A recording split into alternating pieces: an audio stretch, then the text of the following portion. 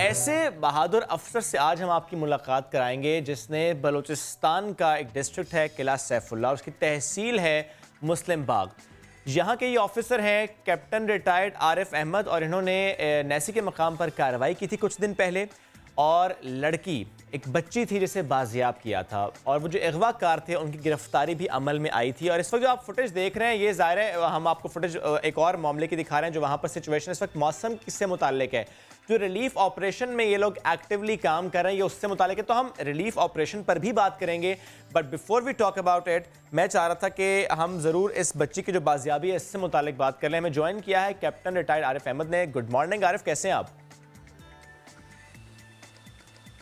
Good morning, thank you very much for having me in your programme. Welcome. अच्छा आरिफ, इससे पहले कि ज़रा हम रिलीफ ऑपरेशन पर बात करें, मैं चाह रहा हूँ थोड़ा ब्रीफली अगर आप हमें ये इंसिडेंट एक्सप्लेन कर दें कि कैसे मालूम हुआ आपको एक बच्ची को अगवा किया जा रहा है, फिर उसकी बाजियाबी अगवाकार आपने गिरफ्तार किए और उसके बाद बच्ची को उसकी फैमिली तक पहुँचाना। ये 20 जनवरी की न्यूज़ है। हमें खुफिया इत्तला मिली थी कि एक जो वैगन के अंदर ये लोग ट्रेवल कर रहे थे तो वहाँ पे जो एक इंडिविजुअल बैठे हुए थे उनको ये लगा कि ये कुछ सस्पिशियस मूवमेंट्स हैं। राइट। एक ओल्ड एजड इंडिविजुअल था जिसकी एज तकरीबन 40 ईयर्स थी, उसके साथ एक बच्ची थी 11-12 साल की। तो जब सस्पिशियस मूवमेंट्स उसने देखी तो हमें उन्होंने इन्फॉर्म कर दिया कि यहाँ पे कुछ सस्पिशियस मूवमेंट्स हैं, आप आके ज़रा चेक कर लें। तो वहाँ पे जो करीबी पुलिस स्टेशन था हमारा, ये मुस्लिम बाग का एरिया है निसाई, तो पुलिस स्टेशन को मैंने इन्फॉर्म कर दिया और इमीडिएटली हम लोग वहाँ पे चले गए और फिर उनको हमने वहाँ पे एप्रीहेंड किया और फर्दर इन्वेस्टिगेशन की तो हमें पता चला कि ये एक अगवा का केस है। ठीक है, तो आरिफ जब आपने इन्वेस्टिगेशन की तो इन्वेस्टिगेशन में क्या सामने आया और जो बच्ची थी वो कहाँ की है? बच्ची बेसिकली ये लोग लेहड़ी एक बलूचिस्तान का एरिया है वहाँ पे रह रहे थे और 4 ईयर्स पहले ये लोग शिफ्ट हो गए थे कोयटा में। तो जो 4 साल पहले ये लोग यहाँ पे शिफ्ट हो गए तो इनिशियली इसके पेरेंट्स दे डाइड, तो ये अपने स्टेप पेरेंट्स के साथ रह रही थी। ओके। तो इनके स्टेप पेरेंट्स ने इसकी ज़बरदस्ती शादी कर दी थी एक इंडिविजुअल के साथ जो कि जिसका ताल्लुक जॉब से था और ये कोयटा से जॉब की तरफ इनको लेके जा रहे थे। ठीक, तो मतलब जिसने अगवा किया था वो उससे शादी हो चुकी थी इस बच्ची की? जी हाँ, बिल्कुल।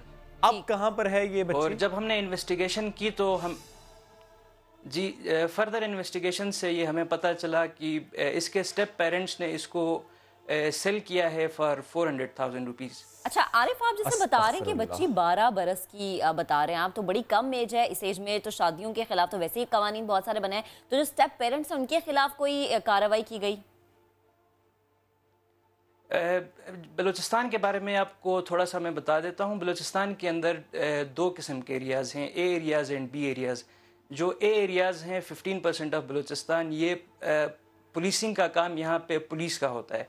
जो बी एरियाज़ हैं जिसमें मेरा एरिया भी इंक्लूडेड है, 85% ऑफ बलूचिस्तान, यहाँ पे जो पुलिसिंग की रिस्पॉन्सिबिलिटीज़ हैं ये लेवीज़ फोर्स के पास होती हैं।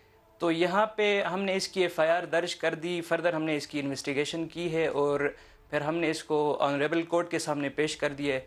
जुडिशल मैजिस्ट्रेट ने इसके ऊपर डिसीजन लिया है और केस करंटली सब जुडिस से इंडिविजुअल के खिलाफ FIR हो चुकी है, उसके पेरेंट्स भी इस FIR के अंदर। और बच्ची कहाँ है आरिफ अभी? और बच्ची को अभी कोयटा हमने शिफ्ट कर दिए। अच्छा, अभी दारुल अमान कोयटा में हम लोगों ने शिफ्ट कर दिया। अच्छा, तो अगर आपने बच्ची से बात करने की कोशिश की हो, बच्ची ने कुछ बताया हो, उसका क्या मौकिफ है?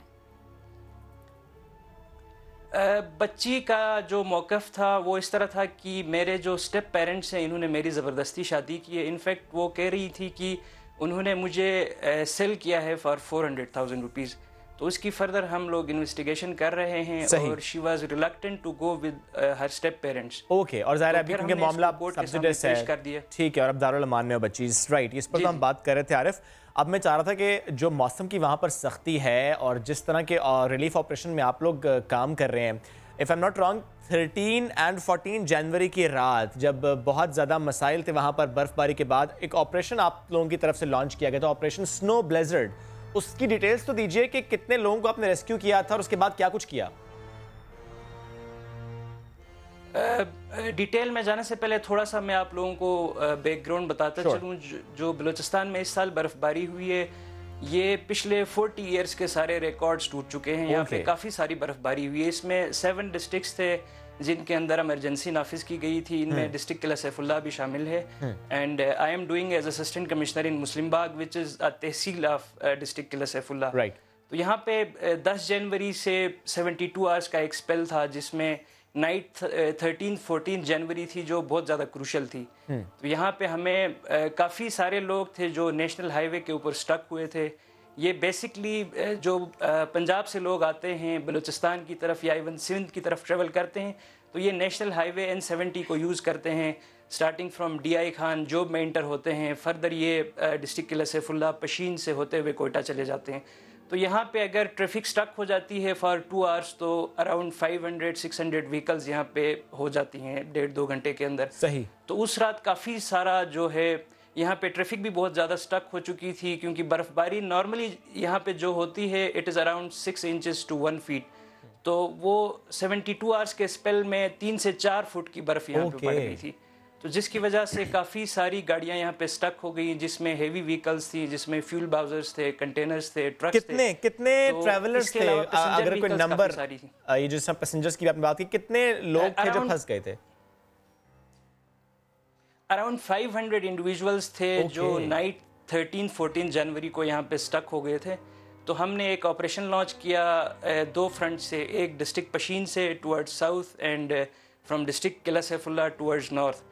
इसके अंदर हमारे deputy commissioner doctor Atiq Shahwani, हमारे कमिश्नर सुहेल उर रहमान साहब शामिल थे। पशीन वाली साइड से डिप्टी कमिश्नर पशीन थे, उनके साथ PDMA के भी एहलकार थे जो प्रोविंशियल डिजास्टर मैनेजमेंट। और इन ट्रैवलर्स में ये जो ज़रा सॉरी आपकी बात भी कटी, लेकिन इन ट्रैवलर्स में ख़वातीन, बच्चे, ये इनकी भी बड़ी तादाद थी?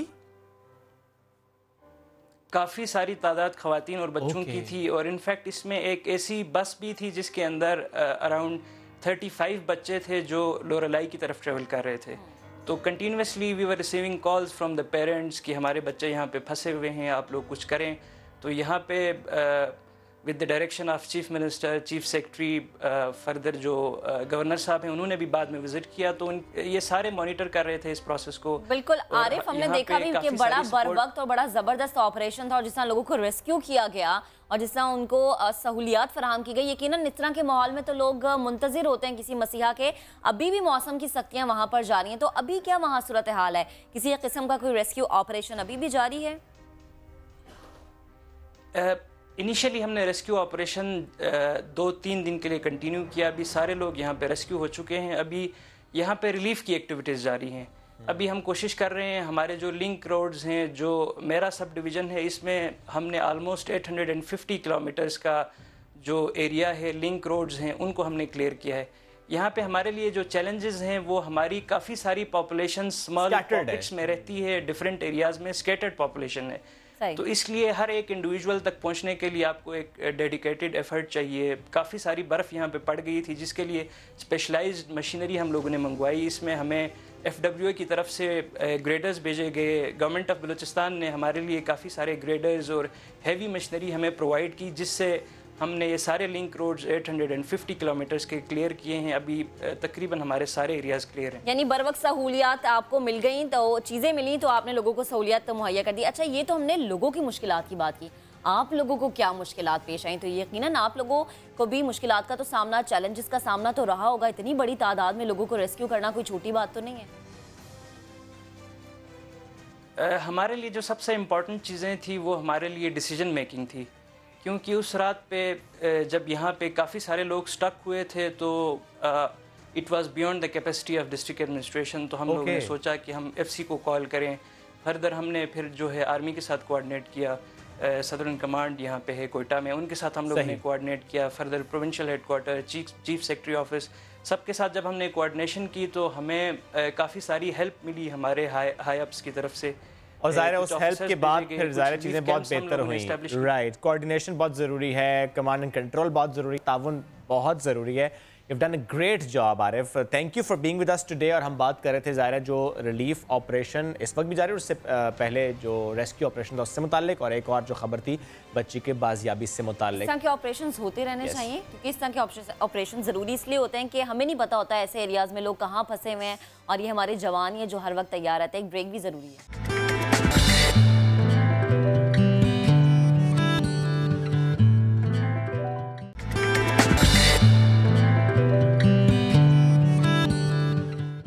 Welcome back. तब्दीली है कि मैं सोफे पर नहीं हूँ, यहाँ खड़ा हूँ, लेकिन तब्दीली की जब हम बात कर लेते हैं तो तब्दीली कहाँ पर नहीं आई। मर्दों के वॉलेट भी तब्दील हो गए हैं, जेबें खाली हो गई, ये भी तो तब्दीली है, लेकिन ख़वातीन कितनी बदली हैं। मैं सोच की बात नहीं कर रहा, मैं बनाव सिंगार की बात कर रहा हूँ। मैं बात करूँगी शॉपिंग से मुताल्लिक, और क्या नित नए अंदाज ख़वातीन के पास हैं कि बार्गेनिंग जब करनी है तो कैसे दुकानदार से कहना नहीं भाई कम करो वरना मैं तो चली यहाँ से किसी और शॉप पर जाऊँगी, या ये कहती हैं अरे कल तो आई थी ये चीज़ इतने में ली थी, या मेरी फ़लानी सहेली आई तो इतने में ये चीज़ लेकर यहाँ से गई थी, मैं तो दूंगी इतने ही पैसे। यानी महंगाई को किस तरीके से उन्होंने दिया चकमा। महक असलम गई थी चकमा देने नहीं बल्कि दुकानदारों से बात करने, और जो ख़वातीन वहाँ पर आ रही हैं शॉपिंग करने के लिए उनसे गुफ्तगू करने। तो कैसी रही इनकी ये गुफ्तगू, यानी कैसा रहा महक का market visit. Let's have a look.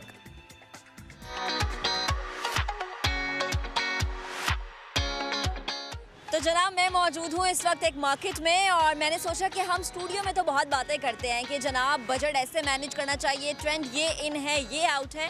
तो आज हम मार्केट में जाकर खुद ही दुकानदारों से बात कर लेते हैं। कुछ ख़वातीन भी हमें शॉपिंग करती हुई मिलेंगी, उनसे भी जानेंगे कि वो घर का बजट कैसे मैनेज करिए इस महंगाई के साथ, और शादी के इस सीज़न में वो किस तरह को खुद मेनटेन रख रही हैं। तो चलते हैं दुकानदारों से बात करते हैं।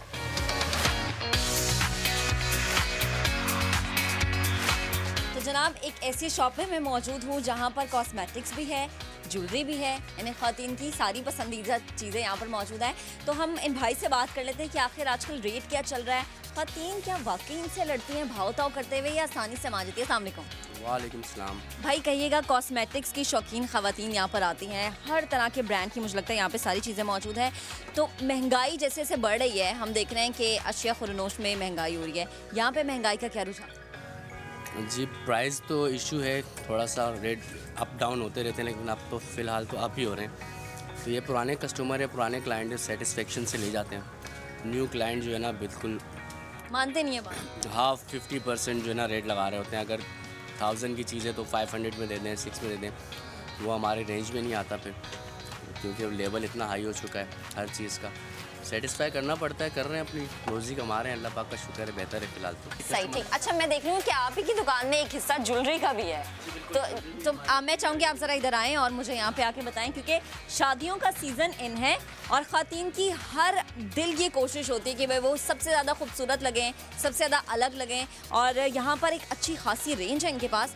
तो इनसे जान लेते हैं। वैसे हमने देखा कि एक टाइम था जब झूमर बहुत इन था बिंदिया की जगह, आजकल नथ बहुत इन है, तो रेट आपके बाकी दुकानों की निस्बत थोड़े कम हैं, ज़्यादा हैं? अगर ज़्यादा हैं तो क्यों ज़्यादा है? एक्चुअल जो अपना मेड किया होता है, अपना जो अपना बनाते हैं, उसमें ज़रा प्राइस हाई होती हैं। गोल्ड प्लेटेड होता है, मैग्नेट होते हैं। कुछ चीज़ें जो नॉर्मल मार्केट में लोकल मिलती हैं उनके रेट बहुत कम है। जिस तरह स्टॉल्स वगैरह पे आप देखते हैं 200, 300, 500 की रेंज में होता है।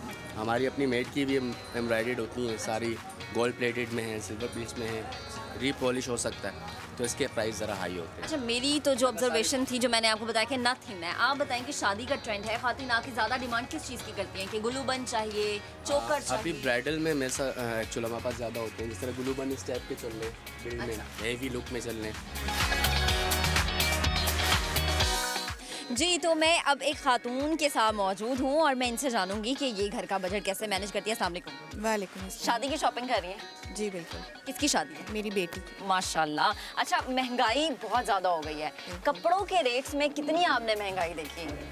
बहुत ज़्यादा, डबल हो गए हैं। तो ये दुकानदार जो है आपकी बात मान रहे हैं, आपकी जो आपने कीमत तय की उस पर दे रहे हैं? कभी मान लेते हैं मे बी, और कभी नहीं। कभी नहीं मानते, मुश्किल होती है। बिल्कुल। अच्छा पहले और अब में काफ़ी फ़र्क आ चुका है, ट्रेंड्स भी बदल गए हैं। अभी क्या ट्रेंड इन है? मतलब आपकी तो बेटी की शादी है, आपने हर तरह के जोड़े भी बनाए होंगे, जो माएँ देती हैं वो 22-25 बना के, तो क्या आपने देखा तब्दीली क्या थी आपकी दफ़ा में और उनकी दफ़ा में? बहुत ज़्यादा तब्दीली है। अच्छा मतलब अभी क्या इन है, ट्रेंड क्या है? अभी तो मतलब उस वक्त हमारे ज़माने में तो काम बहुत ज़्यादा मतलब चलता था, काम बनवा रहे होते थे हम लोग जी, फैंसी। अब ये है कि कपड़ा ही इतना अच्छा आ गया है कि आपको काम बनवाने की ज़रूरत नहीं पड़ती। अच्छा, वैसे जैसे मेरी अम्मी है वो कहती हैं कि भाई जो भारी कामदार कपड़े हैं तुमने वही लेके जाने अपनी शादी में। आप भी ऐसी अम्मी हैं? नहीं, मैं फोर्स नहीं करती, मैं कहती हूँ लेकिन थोड़े बहुत होने चाहिए जो। माओ की सोच क्यों है, ये क्यों नहीं बदलती सोच? नहीं, मेरी तो बदली भी है, मतलब मैं कहती हूँ कि बच्ची, हाँ, जैसे बच्चे पहने वैसे जाने चाहिए कपड़े भी। चले, अल्लाह पाक आपकी बेटी की बहुत अच्छे नसीब करे। और माएँ ही हैं जो घर का बजट बेहतर तरीके से मैनेज कर सकती हैं और इतनी महंगाई के दौर में दुकानदारों से लड़ के दाम कम करवा के अपनी बेटियों के कपड़े तैयार कर रही होती हैं। जी, मैं एक और दुकान पर मौजूद हूँ और ये वो तमाम चीज़ें जिसे देख के आप अंदाज़ा ये लगा सकते हैं कि इनके बगैर माइयों का फंक्शन मुकम्मल नहीं होता। ये अंदाज़ा ही लगाना कि मेरी माइयों हैं वो हरगिज़ नहीं है, लेकिन हम दुकानदार से बात करेंगे कि तैयारी में कितना वक्त लगता है, कितनी मेहनत दरकार होती है और ख़वातीन जब आती हैं तो क्या इनकी मेहनत के मुताबिक इन्हें मुआवजा दिया जाता है और वो ख़रीदार जो कि पुराने इनके कस्टमर्स हैं उनको क्या पुराने रेट पर चीज़ें मिलती हैं या फिर उनके लिए भी नए रेट हैं? अस्सलाम वालेकुम। वालेकुम अस्सलाम। भैया, ये जो एक थाली तैयार होती है कितना वक्त लगता है, कितनी मेहनत लगती है? एक थाली में तकरीबन आधा घंटा लग जाता है। बस आधा घंटा? ये सारा हैंडमेड है? ये सारा हैंडमेड है। कभी कंप्लेन आई है कि भाई ये चीज़ सही तरह नहीं लगाई हुई या कुछ ऐसा वापस रख लो, हमें नहीं चाहिए? अभी तक तो कोई भी नहीं आई मेरे पास। अच्छा, और एक थाली ये जो जैसे ये है, ये आप कितने में सेल करेंगे? ये हम बताते हैं 3200 और 2800 में देंगे। बताते 3200 क्यों है? क्योंकि ख़वातीन का काम है कम करवाना। ख़वातीन का काम है वही काम का। अच्छा, 2800 मुझे ये चाहिए, ठीक है, आप मुझे 3200 बता रहे हैं और देंगे आप मुझे 2800 में, लेकिन मुझे ये 2100 में चाहिए। वो तो नामुमकिन है। मतलब कुछ अगर आप कहें कि मैं इसमें से चीज़ें हटा देता हूँ फिर 2100 में दूंगा, ऐसा कुछ हो सकता है? अगर उनको बोलते हैं तो बोलती नहीं, फिर इसी की बात करें तो यही लेंगे। एक और दुकान मैंने खोज निकाली है, ये दुकान है चूड़ियों की। चूड़ियों के बिना ना मेहंदी मुकम्मल होती है, ना माइयों, ना बारात। खैर वलीमा तो हो जाता है लेकिन ये तीनों फंक्शंस बिल्कुल नहीं होते। इस दुकान के भाई में सा मौजूद हैं, उनसे जानते हैं कि यहाँ पर कितनी महंगाई हो गई है भैया। क्या चूड़ियों में भी नए ट्रेंड आए हैं? क्या चूड़ियों में भी जो महंगाई है वो पिछले साल की निस्बत कुछ ज़्यादा देखने में आई है या इन्होंने कुछ हाथ होला रखा है? इनसे जानते हैं। वालेकुम। अच्छा भाई, मैं देख रही हूँ कि ये जितने भी ट्रेंड है ना चूड़ियों के, ये मैंने अब देखे हैं, इससे पहले मैंने नहीं देखे थे, ये नए आए हैं और इस तब्दीली की क्या वजह है? तब्दीली की तो कोई वजह नहीं, ये सब फैशन है, चल रहा है, जो इंडियन डिज़ाइन है जो हमारे पाकिस्तान में भी आ रहा है, लोग ले रहे हैं, शौक से ले रहे हैं, पहन रहे हैं इसको। लेकिन इसकी कीमत भी फिर आसमान पे होगी? नहीं, कीमत आसमान पे नहीं है, कीमत मुनासिब है हमारी जी। कीमत क्या कीमत? अलग अलग प्राइस है, 500, जैसे मुझे 600। ये खरीदना है, ये आपको पड़ेगा 800 का। जी। अच्छा, और ये क्या भारी है? नहीं, नॉर्मल मैं पहन के देख सकती हूँ? जी, बिल्कुल। ये मैं ऐसे पहनती हूँ, मैं पहन के देख लेती हूँ, इसी बहाने मेरा शौक भी पूरा हो जाएगा। अच्छा, वैसे कांच की चूड़ियों में कहते हैं कि कांच की चूड़ियाँ ज़्यादा खूबसूरत लगती है क्योंकि वो हर रंग में होती हैं, खनकती भी है, आवाज़ भी आती है। अभी भी लोगों की सोच वही है या बदली है? नहीं वही है। और उसके क्या रेट? अलग अलग प्राइस है इसके सेट बने होते हैं, 200 का है, 500 का है, 600 का है, उसके अलग अलग मुख्तलिफ प्राइस होते और इस सेट में दर्जन होती है? नहीं, 2 दर्जन, 2.5 दर्जन, 3 दर्जन का सेट होता है। मतलब आप दर्जन नहीं देते चूड़ी? दर्जन भी देते हैं, 50 रुपये दर्जन चूड़ियाँ, सादी चूड़ियाँ जैसे इस टाइप की हैं, ये 50 रुपये की। तो वो खातीन जो कि शादी में जाने की शौकीन है फुल सज धज के, या वो दुल्हनें या वो प्यारी बहनें जो अच्छी और खूबसूरत नज़र आना चाहती हैं, थोड़ी सी जेब उनको ढीली करनी पड़ेगी। इस तरह के खूबसूरत सेट्स खरीदने के लिए आएँ, आके ख़रीदें, बार्गेनिंग करें, खूब सर खाएँ, अपनी मनवा के रहें। तो आज हम आपसे मिलवाते हैं ऐसे नौजवान जोड़े से, इन्होंने शादी क्या की, उसके बाद ये तस्वीरें, ये फुटेजेस, ये वीडियो सब के सब जो है ना वो मशहूर होती चली गई और लोगों ने जो है ना तरह तरह की बातें करना शुरू कर दी। ऐसा लगा कि उन्होंने शादी नहीं की, न जाने क्या हो गया। इतनी बातें। Exactly. हम बात कर रहे हैं असद और निम्रा की, जिनकी पहले हुई गपशप, उसके बाद असद ने प्रपोज किया और फैमिली से डिस्कशन हुई और फैमिली वाले भी उनके साथ और रिश्ता लेकर गए, फिर शादी हो गई। और उसके बाद जब तस्वीरें सोशल मीडिया पर आई तो बहुत डिस्कशन इस पर, कई लोगों ने सराहा और कई लोगों ने सवाल उठाए कि अब ये एक्सपेंडिचर्स अपने कैसे पूरे करेंगे। यहाँ पर हम ये ज़रूर कह देते हैं कि जब कोई सवाल उठा रहा है, तनकीद कर रहा है, क्या वो जानता भी है कि इनकी उम्र क्या है? आखिर ये सवाल ही क्यों पैदा हुआ, कम उम्र की शादी, उम्र है क्या? यानी इस पर डिस्कशन हुई ही क्यों? वैसे इस पर थोड़ा सा इलेबोरेट हम कर देते हैं। किरण की जो सेनेट में बिल पेश हुआ था, एक मिनट, ये एजेस नंबर, अगर मैं बड़ा हूँ और अगर उन्होंने कर ली तो उसके बाद में ये नंबर वहां पे एप्लीकेट नहीं होता, वहां अप्लाई नहीं होता। सिंपल सी बात है कि आप समझ नहीं रहे कि मामला है क्या। एक तो बात यह है कि वो शादी की जाहिर है एक उनकी जो शरई उम्र है वो पूरी है, अदरवाइज भी जो आपकी हुकूमत कहती है वो भी उम्र तो पूरी है। वो सेनेट वाली बात ना। हाँ, सेनेट में किरण आपको याद होगा कि सेनेट में बिल पेश हुआ था कि जो लड़की है उसकी उम्र जो है वो 16 से बढ़ा के 18 साल की जाए, और वो बिल उसके बाद नेशनल असेंबली में पेश हुआ, वहाँ पर मुखालफत के बाद कमेटी में है और अभी तक उस पर फैसला नहीं हुआ, क्योंकि इस पर जो मजहबी राय है वो बड़ी ज़रूरी थी। अब मैं ये सिर्फ इसलिए बता रहा हूँ कि जो लोग नहीं जानते कि उम्र क्या है शादी के लिए, जो कानूनी उम्र क्या है, वो अभी फ़िलहाल वो यही है कि मर्द की उम्र 18 साल और लड़की की 16 साल। बट इन एनी केस 18 साल की उम्र में इनकी शादी हुई, और उसके बाद कितनी अच्छी बात है कि वो इस चीज़ को इस तरीके से लेकर चल रहे हैं कि हम अपनी जो स्टडी है उसे कंटिन्यू करेंगे, और विच इज़ वेरी गुड। लेकिन जो क्वेश्चंस उठा रहे हैं उनसे मेरा सवाल है कि आपको किसने इख्तियार दिया इन पर तनकीद करने का। चलिए कुछ सवाल हम इसी जोड़े के सामने रखते हैं, इन्हीं से बात करते हैं। बिल्कुल, हमने सोचा कि इनको इनवाइट कर लेते हैं। तो शादी मुबारक, वेलकम टू नया दिन। कैसे हैं आप लोग? येलो कलर ब्यूटीफुली, मुझे भी अच्छा लगता है वैसे मैचिंग करके निकलना। आपने तो बिल्कुल हमारे सेट के हिसाब से, हमारी थीम के हिसाब से कलर्स पहने। जबरदस्त जी। अच्छा हुआ हम दोनों में से किसी ने येलो नहीं पहना। अच्छा चले असद, पहले ये बताएं पहली बार ना किस उम्र में मुलाकात हुई थी, और क्या पहली नजर में प्यार हो गया था? क्योंकि मेरे डैड को जो है ना मेरी जल्दी शादी करनी थी, थोड़ी 19-20 की एज में, 20 की एज में, 20-21। तो उन्होंने मुझसे पूछा, तो मैंने उनको बोला मुझे लाइक निम्रा पसंद है, उससे मैं करना चाहता हूँ शादी। घर वाले बोलते, घर अब मस्कत आए, बात की फेस टू फेस। घर वालों को बोला, घर वाले बोलते तुझे लाइक कब करनी है, पूछा। मैंने बोला मुझे अभी करनी है, इसी साल। तो डैड ने मुझे बोला कि तुझे अभी करनी है तो कर, कोई मसला नहीं डैड। तो मॉम ने थोड़ा पहले शुरू में बोला एक बारी कि पहले कुछ कर ले ये वो, फिर डैड ने बोला खैर है जो होएगा देखी जाएगी। तो फिर मॉम डैड ने बहुत सपोर्ट किया। मॉम डैड ने बोला ओके, फिर उसके अगले दिन ही पाकिस्तान वो लोग वापस आए, एंगेजमेंट करके चले गए। मेरी फैमिली में ये था कि जब मुझे अभी इतनी जल्दी शादी करनी नहीं थी। जब पहले तो मैं यही कहती थी कि मुझे शादी करनी नहीं, तो जब भी कोई पूछता था तो मॉम बोलती थी कि करनी तो है एक दिन, तो बोलते थे ठीक है 30-25 की एज में कर लेंगे। लेकिन जब इनके घर से रिश्ता है कि वो कहते हैं कि जी शादी, असद ने बोला कि अगर शादी करनी है तो घर वाले कह रहे हैं अगर शादी करनी है तो अभी करनी है, नहीं तो नहीं करनी। मैंने पहले वो बोला कि अभी ना आपकी एज है ना मेरी एज है इतनी कि इतनी जल्दी शादी कर लें, और अभी स्टडीज़ भी कंप्लीट नहीं हुई, तो ये सारा। लेकिन फिर कहते हैं कि जी नहीं अगर करनी है तो अभी करनी है। तो घर रिश्ता भेजा, घर वालों ने फिर हाँ कर दी, शादी हो गई। अच्छा देखिए निम्रा, जिस तरह आपने कहा कि अभी क्या उम्र है, ये देखिए ना, ये एक ऐसा पॉइंट है जिस पर डिस्कशन हो भी सकती है, क्योंकि लोग इस तरह के पॉइंट रेस करते हैं। जब आपकी तस्वीर आई शादी की, असल मैं आपसे इस पर कमेंट चाहूँगा पहले कि जब तस्वीर आई शादी की, और ये जो निम्रा का पॉइंट था, यही पॉइंट आपको फेस करना पड़ा। लोगों ने आपसे कहा इस उम्र में शादी कर ली, तो मुझे ज़रा समझाएं और बताएं कि जिन लोगों ने आपको ये कमेंट किया उनको असल में परेशानी क्या थी? अपनी शादी नहीं हो रही थी, उनके पेरेंट्स इतने सपोर्टिव नहीं थे, या कोई और मामला था? ये रिएक्ट तो आपने किया होगा ना, जेलस हैं ये लोग। जल रहे हैं लोग, वो लोगों का सबका अपना अपना होता है कि किसी को कुछ बन के करनी है शादी, किसी का बैकग्राउंड अच्छा है तो वो लोग कर रहे हैं, तो हर किसी का अपना अपना होता है। अब हम ये नहीं बोल सकते कि जल रहे हैं ये वो, तो हर बंदे का अपना अपना होता है। नहीं जल रहे हैं या कुछ जल रहे हैं, कुछ सपोर्ट कर रहे हैं, कुछ ये भी कह रहे हैं कि हमें टिप्स देंगे कैसे घर वालों को मनाया और ज़्यादा असद की तरह, क्योंकि जब से ये फ़ोटोज़ वगैरह वायरल हुई हैं, वीडियोज़ वगैरह, तो काफ़ी रिक्वेस्टें आ रही हैं इन्हें और मैसेजेस आ रहे हैं कि बताएं कैसे, कोई टिप्स दें कि कैसे घर वालों को मनाया।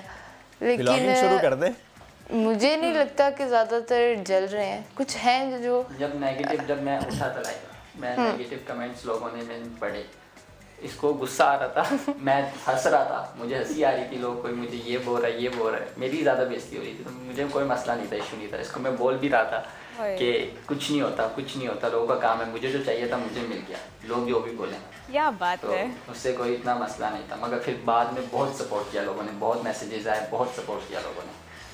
अभी काफ़ी पॉजिटिव कमेंट्स हैं, सब हर जगह पॉजिटिविटी। नेगेटिविटी को वैसे भी लिफ्ट नहीं करानी चाहिए। मुझे बड़ा अच्छा लग रहा है आप लोगों से बात करके।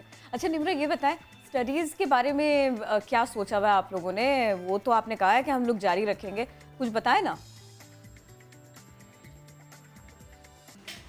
स्टडीज़ जैसे अभी तक हमारी स्टडी कंप्लीट नहीं हुई, तो इधर क्योंकि ये रहते नहीं, ये ओमान से है बेसिकली, तो अब जो है इन्होंने वापस ओमान जाना है, तो कह रहे हैं कि उधर चल के दोनों एक साथ स्टडी कंप्लीट करेंगे, क्योंकि इनकी भी रहती है मेरी भी रहती है, सो उधर जाके नेक्स्ट साथ ही करनी है। वहाँ पे ओमान जाएंगे, अभी मस्कत नेक्स्ट मंथ तक इंशाल्लाह चले जाएंगे, वहाँ पे जाके साथ ही ये दोनों का सेम ही है, तो दोनों ए और एस लेवल कंप्लीट करके इंशाल्लाह फिर थोड़ा रेस्ट करके जाएंगे घूमने वगैरह, फिर बाकी फ्यूचर का इंशाल्लाह। अच्छा, ये तो आपने स्टडी प्लान बता दिया कि एक मंथ बाद जाएंगे, स्टडी इकट्ठे कंटिन्यू करेंगे, ओए लेवल्स, और इस तरह स्टडी अभी कंप्लीट हो जाएगी आगे, लेकिन उसके बाद के प्लान्स क्या हैं, उसके साथ और प्लान्स क्या हैं, थोड़ा सा ये भी शेयर करें, स्पेशली उन लोगों के लिए जो ये जानना चाहते हैं कि आपका मौजूदा सूरत हाल पर क्या नुक्ता नज़र है कि कैसे मैनेज करना सिचुएशन को,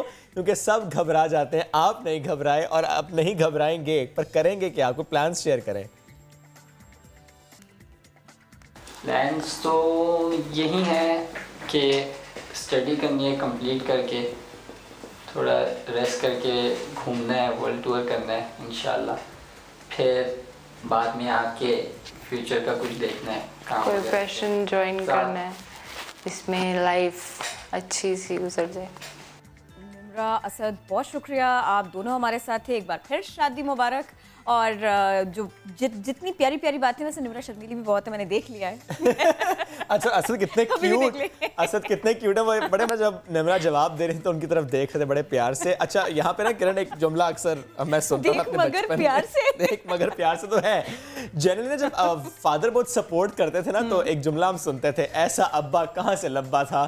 तो ये असद से पूछना चाहिए, ऐसा अब्बा कहाँ से लब्बा था, क्योंकि जितनी सपोर्ट उन्होंने की। अच्छा, हम तो किरण ये बात करें कि जल्दी इनको थी, जल्दी उनके अब्बा जी को थी बच्चे की शादी जल्दी हो जाए, because he was so supportive in that कि शादी करनी अभी करनी है और जल्दी करनी है। वाली बात पे हंस रहे थे ना, तभी मैं समझ गई थी जहन में कोई हंडिया पक रही है आपके।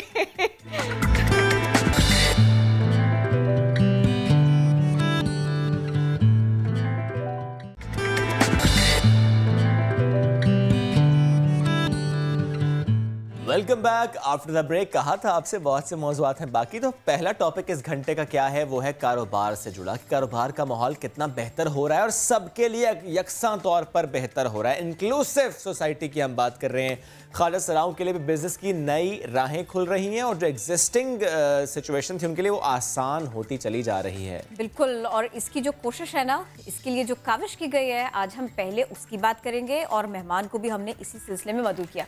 जब हम बात करते हैं मईशत को सहारा देने की, एंटरप्रेन्योरशिप की और फिर इसके इम्पैक्ट्स की, तो इसमें सबको अपनी सहूलत के लिए आगे बढ़ना चाहिए, अपना हिस्सा डालना चाहिए। अपनी कम्युनिटी के लिए अगर कोई काम कर रहा है तो हम उसको ज़रूर सराहते हैं। आज हमने इसी की कोशिश की है। तो जनाब नायाब अली ने ट्रांसजेंडर राइट्स कंसल्टेंट के नाम से कंपनी रजिस्टर कराई है। उनका अपना सफ़र कैसा रहा, इस कंपनी को लेकर वो क्या सोच है उनकी, उनको आगे बढ़कर क्या करना है, कितनी सहूलत ट्रांसजेंडर्स के लिए उनको रखनी है, हम नायाब अली से ही बात करेंगे, उनको वेलकम करेंगे। अस्सलाम वालेकुम नायाब, खैरियत से हैं, क्या हाल है? वालेकुम अस्सलाम। मैं बिल्कुल बेहतरीन, बहुत शुक्रिया मुझे इनवाइट करना। जी जी बिल्कुल, बहुत शुक्रिया, थैंक यू। चाय पी, कॉफ़ी पी आपने? जी बिल्कुल, नाश्ता करके आ रही हूँ। ज़बरदस्त, बहुत मज़े से नाश्ता किया है। क्या बात है, दैट्स वेरी गुड। अब मुझे ये बताएं कि अभी कुछ पिक्चर्स हम आपकी साथ दिखा रहे थे, उसमें एक बैकग्राउंड में लिखा, मैंने देखा, ज़ीरो टॉलरेंस फॉर हैरेसमेंट, ये आपका स्लोगन है? जी बिल्कुल, ज़ीरो टॉलरेंस फॉर हैरेसमेंट और ज़ीरो टॉलरेंस फॉर स्टिग्मा, ये सबसे बड़ा इशू है पाकिस्तान में। तो बिल्कुल हर जगह जो भी ह्यूमन राइट्स के स्लोगन्स हैं वो मेरे स्लोगन्स हैं। आप अपनी कंपनी से मुतालिक भी हमें प्लीज़ बताइएगा कि ये जो कंपनी हमने रजिस्टर्ड कराई है, ट्रांसजेंडर राइट्स कंसल्टेंट, इसका एक्चुअल में काम क्या होगा, और साथ ही ये बताएं कि रजिस्ट्रेशन कराने में कोई दिक्कत तो नहीं हुई थी? देखें, सबसे पहले तो जो ट्रांसजेंडर राइट्स कंसल्टेंट पाकिस्तान है, ये पाकिस्तान की पहली कंपनी है जो कि security and exchange commission Pakistan के साथ रजिस्टर्ड है। तो 14 जनवरी को SECP ने एक प्रेस रिलीज़ जारी की थी कि हम जो है वो ट्रांसजेंडर पर्सनस को फैसिलिटेट करेंगे, वो अपनी आइडेंटिटी के साथ जो है वो अपनी कंपनीज़ भी रजिस्टर करवा सकेंगे। तो मुझे ऐसा जो है वो SECP के साथ कोई मुश्किल नहीं पेश आई। एक तरह से जब मैंने नाम के लिए अप्लाई किया था तब उनका थोड़ा सा एतराज़ था, तो मैंने जब अपना ID कार्ड उसके साथ अटैच करके उनके एतराज़ात दूर किए तो विद इन 14 डेज़ जो है वो मेरी कंपनी रजिस्टर कर दी गई। I am very thankful to SECP कि उन्होंने मुझे इस मामले में फैसिलिटेट किया। और दूसरे नंबर पे जब आप कंपनी की बात करते हैं तो सोशल एक्सेप्टेंस के साथ साथ जो है वो इकोनॉमिक एम्पावरमेंट बहुत ज़रूरी है। तो इसी वजह से ये कंपनी के लिए सोचा गया कि एक कंपनी होनी चाहिए। पाकिस्तान जो है वो इस कतार पे खड़ा है कि कहीं ना कहीं जो है वो पाकिस्तान को कंट्रीब्यूशंस की ज़रूरत है, पाकिस्तान को सपोर्ट की ज़रूरत है, पाकिस्तान की तरक्की के लिए हर इंसान की जो है वो कंट्रीब्यूशन की ज़रूरत है, जिसके लिए हमारी गवर्नमेंट और डिफरेंट जो है वो इदारे भी काम कर रहे हैं कि कहीं ना कहीं टैक्स रेवेन्यू को बढ़ाया जाए, कहीं ना कहीं जो है वो टैक्स कलेक्शंस को बढ़ाया जाए ताकि मुल्क का निज़ाम जो है वो अच्छे तरीके से चल सके। तो इसी तरह जिस तरह हमारी कोशिशें यही होती हैं तो being a citizen of Pakistan के वटेवर हम क्या हैं, हमारी सेंस क्या है, हमारी जिन्स क्या है, लेकिन सबसे पहले हम पाकिस्तानी हैं और पाकिस्तानी शहरी हैं। तो हम सबके जी बिल्कुल हम सबका भी हम सब पे कहीं ना कहीं जो है वो पाकिस्तान के लिए हमारी जिम्मेदारी है। तो दो चीज़ें हैं कंपनी में बेसिकली जिस कॉन्सेप्ट पे ये कंपनी काम करती है। नंबर 1, इसका जो मकसद है इंटरनेशनली एक अगर एंटरप्रेन्योरशिप आप पढ़ें तो आपको पता चलता है कि एक कॉन्सेप्ट इस्तेमाल होता है पिंक डॉलर का। जिस तरह वाइट मनी ब्लैक मनी होती है, इस तरह एक पिंक मनी भी होती है। पिंक मनी या पिंक डॉलर उसे कहते हैं जो कि मार्जिनलाइज्ड ग्रुप्स अपने मुल्क की इकोनॉमी में कंट्रीब्यूट करते हैं, सच एज कि हम मार्जिनलाइज्ड ग्रुप हैं, transgender community are very marginalised in Pakistan, लेकिन जब मार्जिनलाइज्ड ग्रुप को एम्पावर किया जाता है तो वो अपने बिजनेसेस के ज़रिए, अपनी कंपनीज़ के ज़रिए कुछ ना कुछ जो है वो कंट्रीब्यूशन कर रही होती है। वो जो कंट्रीब्यूशन होती है उसे पिंक डॉलर या पिंक मनी कहा जाता है। तो हमने जो है वो बीइंग अ ट्रांसजेंडर पर्सन हमने वहाँ से ये कॉन्सेप्ट ड्राइव किया पिंक डॉलर का, और जो हम जो है वो मुल्क की इकोनॉमी में कंट्रीब्यूट करेंगे थ्रू दिस कंपनी। और सेकेंडली ये कंपनी बेसिकली सोशल एंटरप्रेन्योरशिप के जो है वो थीम पे काम करती है। सोशल एंटरप्रेन्योरशिप क्या होता है कि आप सोशली सोसाइटी में जो कमी होती है आप उस कमी को हल करने के लिए उसको बिजनेस मॉडल के साथ जोड़ देते हो। तो कमी ये है ये आप अपनी बात भी मुकम्मल करें, अपनी बात भी मुकम्मल करें। मुझे साथ में ये भी बताइएगा कि ये कितने लोग हैं आपके साथ में कि जो आपकी टीम है और आप सारे के सारे मुतहर्रिक, ये भी बताइएगा मुझे। जी बिल्कुल। हमारी जो इस कंपनी के बोर्ड ऑफ डायरेक्टर्स जो हैं वो 7 बोर्ड ऑफ डायरेक्टर्स हैं हमारी इस कंपनी के, और वो सारे के सारे ट्रांसजेंडर हैं और माशाल्लाह सारे के सारे पढ़े लिखे हैं। तो जिस तरह मैं पहले बात करी थी कि जो ट्रांसजेंडर होना जो है वो मुआशरे में जो है वो एक इतनी जो है वो हमें महरूमियों की तरफ लेके जाता है।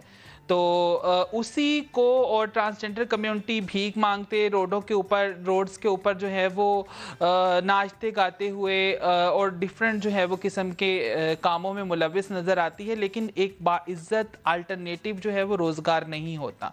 तो बेसिकली ये कंपनी इस चीज़ पे काम करेगी कि हम ट्रांसजेंडर कम्युनिटी के लिए एंटरप्रेन्योरशिप मॉडल्स लाएंगे, उनको स्टार्टअप बिल्ड करेंगे और एक ब्रिज का काम करेगी ये company international development actors, national development actors, government के साथ और बिटवीन जो है वो मार्जिनलाइज्ड ग्रुप जो कि ग्रास रूट लेवल पे ट्रांसजेंडर कम्युनिटी है, ताकि किसी न किसी तरीके से इनको इस काबिल बनाया जा सके कि ये मुल्क के इकोनॉमी के लिए जो है वो उसमें कंट्रीब्यूट कर सकें। नायाब, जब भी कोई किसी भी काम का आगाज किया जाता है और अगर बिजनेस ही की हम बात करें ना, तो एक टारगेट ज़रूर सेट किया होता है काम का आगाज़ करने वाले ने।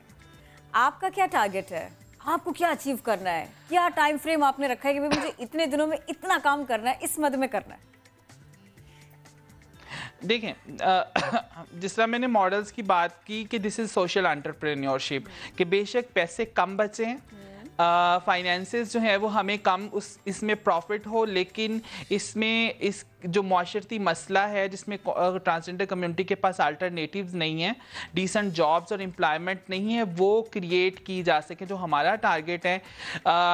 एंड बाय एंड ऑफ 2025 तक में पाकिस्तान के हर ट्रांसजेंडर के पास एक जॉब, एक नौकरी या उनका बिजनेस जो है वो हमारी कंपनी देख रही है। और हम जो है वो आने वाले 5 सालों में, जो कि ये हमने अपनी स्ट्रेटजी प्लान की है, आने वाले 5 सालों में ट्रांसजेंडर कम्युनिटी को हम इतना एम्पावर कर सकेंगे कि ट्रांसजेंडर कम्युनिटी मुल्क की इकोनॉमी में कंट्रीब्यूट कर सके, क्योंकि नेशनल स्टैटिस्टिक ब्यूरो कहती है कि पाकिस्तान में 10,418 ट्रांसजेंडर टोटल हैं। अगर उनके अदाद-ओ-शुमार सही हैं, जो कि बिल्कुल नहीं सही फॉर अकॉर्डिंग टू अस, तो एटलीस्ट 10,000 ट्रांसजेंडर जो है वो लोग के पास ठीक नहीं। जी हाँ, हमारी जो ऑर्गेनाइजेशंस जो हैं, हमारी जो कम्युनिटी की एस्टिमेशन है, हम कहते हैं कि कम से कम जो है वो 2 लाख के करीब ख्वाजा सरा पाकिस्तान में मौजूद हैं। और 10,000 ख्वाजा सरा तो आपको इस्लामाबाद और रावलपिंडी की सड़कों पर भीख मांगते हुए नज़र आ जाएंगे। जब आप कहीं निकले, कराची में निकले, तो आपको नज़र आ जाएंगे। तो जो है वो हमारा विजन ये है कि आने वाले 5 सालों में 10,000 के 10,000 ख्वाजा सरा किसी ना किसी अच्छी एम्प्लॉयमेंट पे होंगे और पाकिस्तान की जो है वो तरक्की के लिए जो है वो अपना किरदार अदा कर रहे हैं। हमारे साथ मौजूद है माहिर नफ्सियात डॉक्टर मोइस। डॉक्टर साहब, बेहद शुक्रिया। वालिदैन के दरमियान 100 बातों पर झगड़े होते हैं, मियाँ बीवी के दरमियान 100 बातों पर झगड़े होते हैं, लेकिन इसके बच्चों पर क्या असरात होते हैं? बच्चे इस चीज़ को कैसे इतना उसका असर ले लेते हैं और फिर आने वाली ज़िंदगी में किस तरह ये इस चीज़ को ओवरकम नहीं कर पाते? बिस्मिल्लाहिर्रहमानिर्रहीम, अस्सलाम वालेकुम जी। बड़ा अफसोसनाक वाक़या है और अब शायद आदी हो गई है पाकिस्तान में। हम ये सुनते हैं रोज़ कोई ना कोई ऐसा दर्दनाक वाक़या, कत्ल गारत, बच्चों के साथ ज़्यादती, माँ बाप के झगड़े की वजह से बच्चों पे असर। सुन के मतलब एक वक्त आ गया, समझ नहीं आता कोई अच्छी खबरें क्यों नहीं मिलती हमें। बहरहाल अब होता यह है कि जिस तरह आप एक स्पंज लेते हैं और आप उसको पानी में डालते हैं, तो स्पंज क्या करता है, पानी को जज्ब कर लेता है। बच्चे की शख्सियत भी ऐसी होती है कि जब माँ बाप का झगड़ा होता है, तनाज़ा होता है, तो बच्चा हर चीज़ एब्जॉर्ब करता है, जज्ब करता है अंदर। बच्चे के जहन में वो फ़िल्टर नहीं पैदा होता, 14-15 साल बाद एक फ़िल्टर पैदा होता है जो कि तनकीद कर सकता है, सही और गलत के बारे में उसको फ़र्क पता चल सकता है। तो छोटी उम्र में ये फ़िल्टर पैदा नहीं होता, ये सलाहियत ब्रेन में पैदा नहीं होती। तो बच्चा जो भी देखता है और स्पेशली जिसके साथ उसकी जज्बाती वाबस्तगी ज़्यादा है, आमतौर पर माँ के साथ होती है। तो माँ गलत भी है तो बेटे के लिए या बच्चे के लिए माँ सही होगी, बाप गलत होगा। यहाँ बच्चे के दिल के अंदर एक निफाक पैदा होता है, रिश्तों के अंदर वो तफरीक करना शुरू करता है, या तो बाप को बुरा समझता है या माँ को बुरा समझता है और दूसरे शख्स को अच्छा समझता है। माँ बाप ये भूल जाते हैं कि जिस बच्चे की नशो नुमा के लिए, निगहदाश्त के लिए, तरबियत के लिए बाप कहता है मैं पूरा दिन बाहर जाता हूँ, रोटी कमा के मेहनत करके वापस लाता हूँ, माँ कहती है मैं बच्चों का ख्याल रखती हूँ, बच्चों को तरबियत देती हूँ, वो भूल जाते हैं कि यही जो मेहनत वो कर रहे हैं, इस झगड़े की वजह से जो मियाँ बीवी में तनाज़ा होता है, उस बच्चे के ऊपर बहुत बुरा असर होता है। और वो बच्चा जब बड़ा होगा तो ज़िंदगी में वो क्या करेगा, उसमें खुद एतमादी नहीं होगी, उसमें विल पावर नहीं होगा, उसके अंदर बहुत सारी ऐसी चीज़ें नहीं होगी जिसकी वजह से उसे ज़िंदगी में वो मकाम नहीं हासिल होगा जो एक दूसरे बच्चे को होगा, जिसके घर के माहौल में माँ बाप दोनों बच्चों के सामने कभी नहीं लड़ते थे, उनके झगड़े आपस में होते थे, दूर निपटाते थे। तो ये जहन में रहे कि बच्चा का माइंड जज्ब करता है हर उस मालूमात को जो अतराफ में मौजूद होती है। सही डॉक्टर साहब, जिस तरह आप ख़ुद भी बता रहे हैं कि गलत सही के मामले होते हैं, लेकिन ज़रा बच्चा वो फ़िल्टर तो नहीं कर पाता। उस बहस से दूर जब हम देखते हैं कि पर्सनल रिलेशन स्पॉइल्ड हो रहे हैं आजकल के माशरे में, ऐसे में थोड़ा सा एजुकेट करें लोगों को, क्योंकि मैं समझता हूँ कि जब आप ये बात करेंगे तो वो पेरेंट्स सुन रहे होंगे और वो समझेंगे इस चीज़ को। ज़ाहिर ये एक ऐसा केस है जो कि एक एग्जाम्पल है, लेकिन हमें इससे सीखना है। ज़ाहिर ये तो मामला बहुत एक्सट्रीम का था, लेकिन जो नॉर्मल सिचुएशन घरों में होती है जब किसी बात पर हम बहस करते हैं, किसी बात पर हम लड़ते हैं, जब हमारा ओपिनियन डिफर कर रहा होता है, उस वक्त हम क्या करें कि उसका एक नेगेटिव इम्पैक्ट बच्चों की शख्सियत पर ना पड़े? मेरे ख्याल में सबसे पहले ज़िंदगी में तरजीहात तय कर ले, प्रायोरिटी सेट कर ले। क्या औलाद की तरबियत आपकी प्रायोरिटी है? अगर है तो जो भी तनाज़, देखिए मियाँ बीवी एक छत के नीचे जब रहेंगे तो कुछ ना कुछ प्रॉब्लम्स होती हैं, और ये मोहब्बत का एक बड़ा आला एक मकाम है कि जी लड़ते भी और प्यार भी करते हैं। जो बिल्कुल नहीं लड़ते उनमें कम्युनिकेशन का प्रॉब्लम होता है, वो फिर प्यार में इजहार नहीं होता। तो जहाँ मोहब्बत होती है वहाँ इस किस्म की खटखट होती रहती है। मगर समझदार माँ बाप हमेशा बच्चों के सामने ना किसी की बुराई करते हैं, ना एक दूसरे की बुराई करते हैं, ना ही कोई मसला फॉर एग्जाम्पल अगर कारोबार में नुकसान हो गया, फॉर एग्जाम्पल बिजली का बिल बहुत आ गया, तो बच्चों के सामने कभी परेशानी का इजहार ना करें कि बिजली का बिल इतना ज़्यादा आ गया, अब मैं क्या करूँगा। बच्चा सहम जाता है, डर जाता है। बच्चे के सामने हमेशा मुस्बत और ऐसी बात करनी चाहिए जिससे बच्चे को उम्मीद भी जागे, उसमें हिम्मत भी जागे। तो एक चीज़ मैं हमेशा कहता हूँ कि एक लफ्ज़ तल्लाक अल्लाह को नापसंद है, मगर देखिए अल्लाह ज़ाहिर कायनात का मालिक, खालिक, हमारा खालिक, उसने इजाज़त दी है, इसी वजह से दी है कि अगर एक जोड़े के दरमियान झगड़े की वजह से बच्चों पर मनफी असरात हैं, और वो बच्चा जो आने वाली नस्ल है, जो आगे इस दुनिया में आगे बढ़ेगा, उस पर बुरे असरात होंगे, तो बेहतर है कि मियाँ बीवी अलग हो जाए। मगर हम माशरे में इस चीज़ को बुरा समझते हैं, और ये आप अगर मतलब मिसाल के तौर पे जब निकाह हो रहा हो, लड़की कहे जी मेरे तल्लाक कहा कि इसमें लिख दें, तो झगड़े हो जाते हैं कि जी ऐसी मुबारक मौके पे तुम तल्लाक की बात कर रही हो।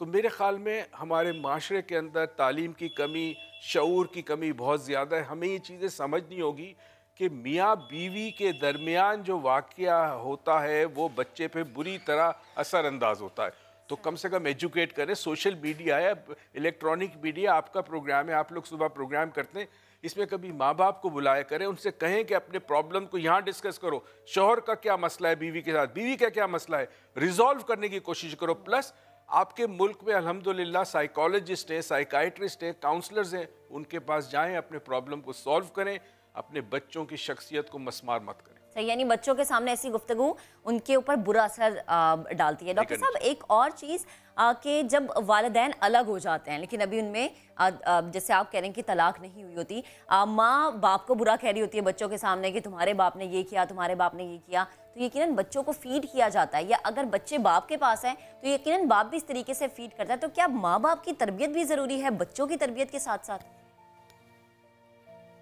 मेरे ख्याल में हमारे माशरे में तरबियत किसी ज़माने में थी जब बुज़ुर्ग जो होते थे घर के, वो बच्ची की शादी से पहले या बच्चे की शादी से पहले बहुत सारी बातें समझदारी की समझाया करते थे, जिससे कपल्स के अंदर कुव्वत बर्दाश्त होती थी, सब्र होता था। आप नोटिस करें 50 साल 40 साल पहले मैरिजेस कैसी होती थी। हमारी वालदा, हमारे वालिद, इन्होंने अपनी ज़िंदगी गुजारी, कुर्बानियाँ दी, सेक्रीफाइसेस दी, रिश्ते को निभाया। अब वो तरबियत घर में नहीं होती। जब घर में तरबियत नहीं होती तो हर शख्स जो है जब वो कोई जिम्मेदारी उठाता है तो वहाँ उसका अपना ईगो, उसकी अपनी पसंद, उसकी अपनी आइडियोलॉजी, उसके अपने नज़रियात आते हैं। जब वो क्लैश करते हैं दूसरे शख्स के साथ तो उसको रिजॉल्व करने की बजाय वो शख्स स्टैंड लेता है, मर्द हो या औरत हो। उस स्टैंड के अंदर बच्चा पिस जाता है बीच में। तो घरों के अंदर माँ बाप से रिक्वेस्ट है, बेटा हो या बेटी हो, उनकी तरबियत करें कि बेटा अगर तो निभा सकते हो शादी तो करना, वरना मत करना। शादी फ़र्ज नहीं है, सुन्नत है। अगर निभा सको, तुम्हारे में सलाहियत है, दूसरे को बर्दाश्त कर सको, दूसरे के साथ अपनी ज़िंदगी गुजार सको, शेयर कर सको अपनी ज़िंदगी, तो करना। और एक चीज़ बहुत इंपॉर्टेंट है, जब मियाँ बीवी में झगड़ा होता है तो दोनों को इमोशनल सपोर्ट चाहिए, और सबसे बड़ा इमोशनल सपोर्ट उनको औलाद से मिलता है।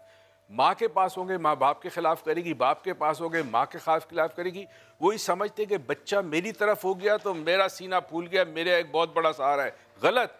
यही बच्चा बड़ा होकर आपके ऊपर उंगली उठाएगा, क्योंकि आपने उसे सिखाया है दूसरों की बुराई कराना, कर आपकी बुराई करना सिखाया। ये माँ बाप को ये चीज़ समझा दे।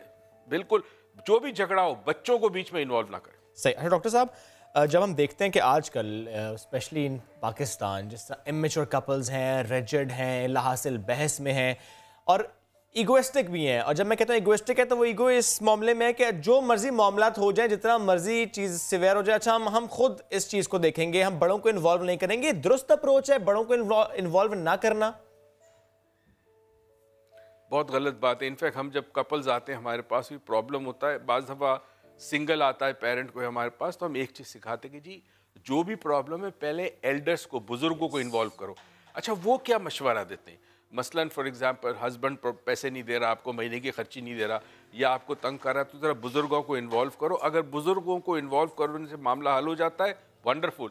नहीं तो फिर प्रोफेशनल हेल्प लेनी चाहिए, डिपेंडिंग अपॉन के केस क्या है। तो ये बुज़ुर्गों को इन्वॉल्व रखो अपनी ज़िंदगी में, अपने घर वालों को, दादा दादी अगर नहीं भी साथ रहते तो आप उनके साथ रब्ता रखें। ये बड़े इंपॉर्टेंट रिसोर्स हैं, आपके वसाइल हैं। ये जो मशवरा देंगे उस मशवरे से आपको ज़िंदगी में बड़ी हेल्प होगी, क्योंकि उन्होंने दुनिया देखी है। बिल्कुल, हेल्प लेनी चाहिए, माँ बाप से लें और अपने बुज़ुर्गों से लें, फैमिली के जो बड़े हैं उनसे लें। जिस तरह डॉक्टर साहब आपने भी कहा कि उन्होंने दुनिया देखी है, उन्होंने ऐसे बहुत से मसाइल देखे हैं और उन मसाइल से निपटना वो बखूबी जानते हैं। बहुत शुक्रिया, साथ आप मौजूद थे और इस सिलसिले में हम गुफ्तगू कर रहे थे कि कपल्स को क्या करना चाहिए। सीक हेल्प, चाहे वो आपसे लेनी है, चाहे वो प्रोफेशनल हेल्प रिक्वायर्ड है, depending on the case and the severity. ये हम डिस्कशन कर रहे थे।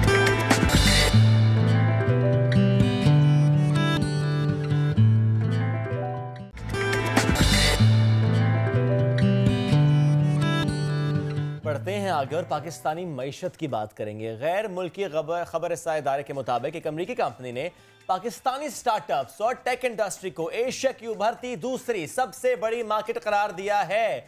जबरदस्त खबर है ये। पाकिस्तान में बेहतर होती सिक्योरिटी की सूरत हाल, इसकी बड़ी वजह है कि गैर मुल्की कंपनीज अब पाकिस्तान का रुख कर रही हैं। ये तो एक अच्छी खबर है। इसके साथ साथ हमने आज एक मुलाकात आपकी और भी करानी है।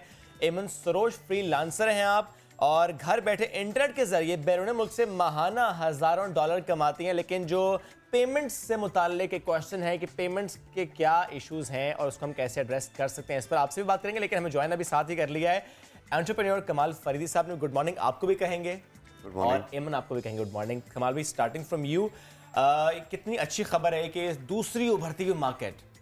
बिल्कुल, पाकिस्तान नो डाउट हमारे यहाँ जिस तरीके से पॉपुलेशन ऑफ यूथ है, तो हमें तो इनोवेशन और रेवोल्यूशन की तरफ जाना है। और टेक्नोलॉजी एक वाहिद प्लेटफॉर्म है जहाँ पे हमारे पास ओपन फील्ड मिलती है कि हम अब दुनिया में अपना लोहा मनवा सकें, अपनी काबिलियत का लोहा मनवा सकें कि हम लोग कितने टैलेंटेड हैं पाकिस्तानी। हर जगह दुनिया में जाके दुनिया की बड़ी बड़ी कंपनीज़ को हमने कहाँ से कहाँ पहुँचा दिया, तो हम अपने पाकिस्तान को क्यों नहीं किसी लेवल पर लेके जाएँ।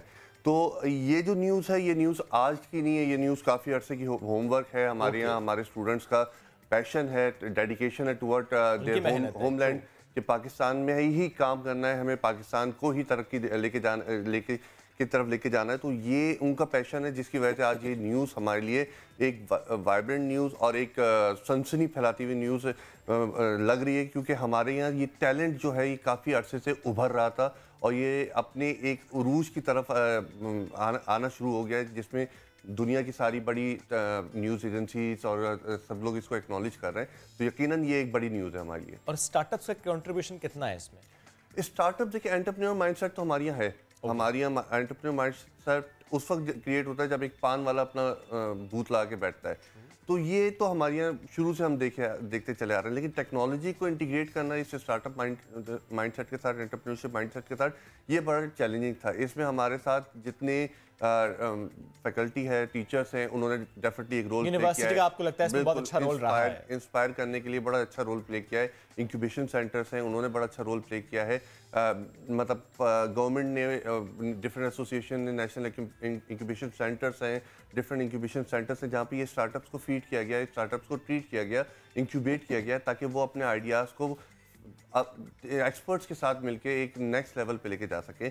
हमारे यहाँ बहुत सारे ऐसे स्टार्टअप्स हैं जो स्टार्ट हुए और उन्होंने सस्टेन किया है फॉर लॉन्गर रन। हमारे पास बहुत सारी एग्जांपल्स इन पास मौजूद हैं। लास्ट 5 ईयर्स की अगर हम टेक्नोलॉजी स्टार्टअप्स के और स्टार्टअप्स के हवाले से देख लें तो बहुत सारे ऐसे स्टार्टअप्स आए जिनको अभी न्यूज़ में, जिस न्यूज़ को आप रेफ़र कर रहे हैं उसमें 720 स्टार्टअप्स का जिक्र किया गया है कि जो पिछले 10 सालों में आए और सस्टेन उनमें से 60% हुए। That's a huge success ratio है।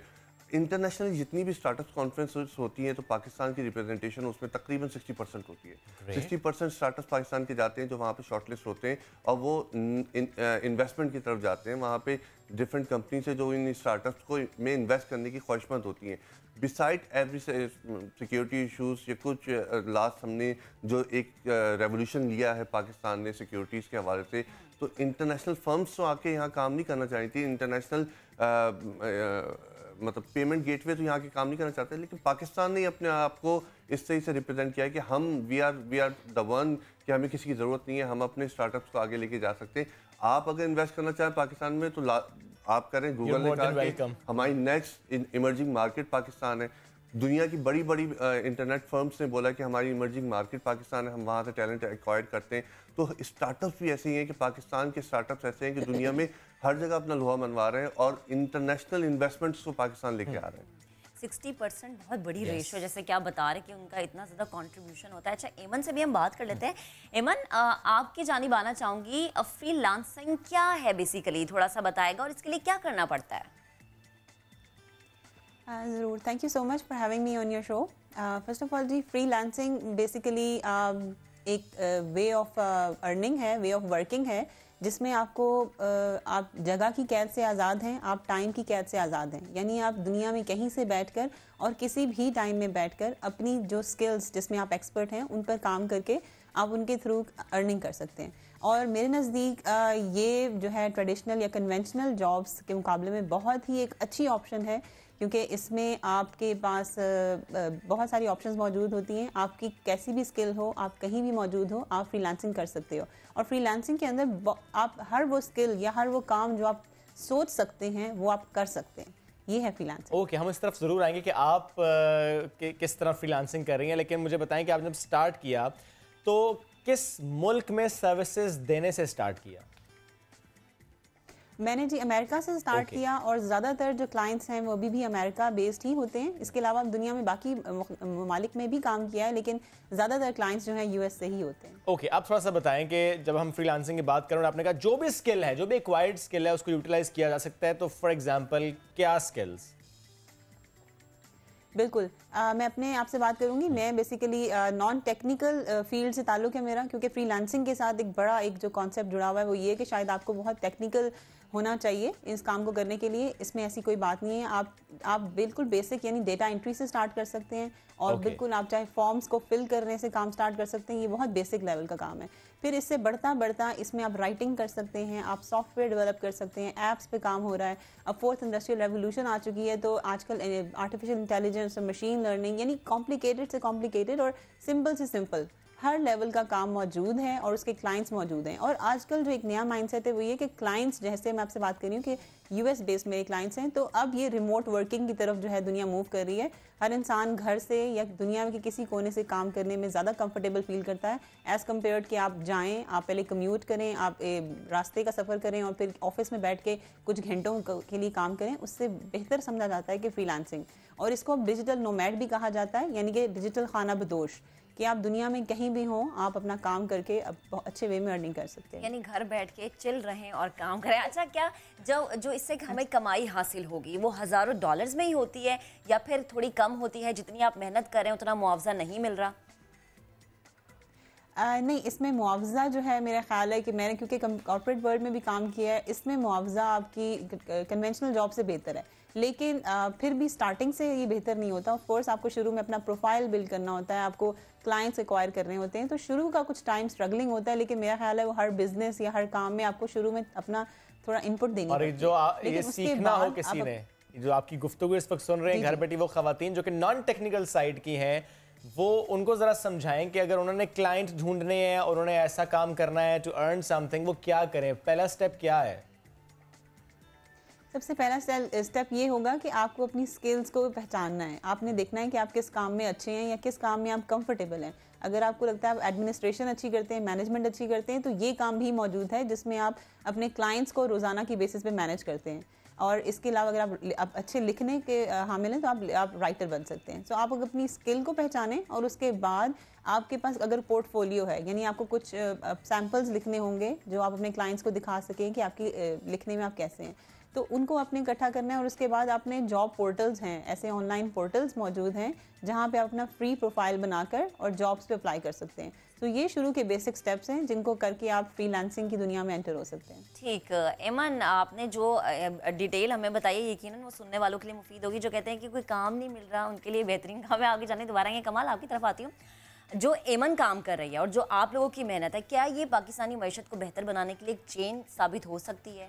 देखिए, जो एमन काम कर रही हैं वो फ्रीलांसर्स हैं, और फ्रीलांसर्स एक किस्म के एक हिडन एंटरप्रेन्योर्स हैं। वो भी वो काम कर रहे हैं जो एक एंटरप्रेन्योर करना चाहता है, लेकिन एज एन एंटरप्रेन्योर हम चैलेंज ले सकते हैं, हमारे पास हम सीख कर सकते हैं किसी से फंडिंग, लेकिन फ्रीलांसर्स के पास एक तो थोड़ा सा रिसोर्सेज की लिमिटेशंस होती हैं, चाहे वो फाइनेंशियल्स हो, चाहे इवन टाइम, मतलब डेवलपर्स की हो, किसी भी किस्म की हो, तो वो थोड़ा सा short of resources and ideas हो जाता है।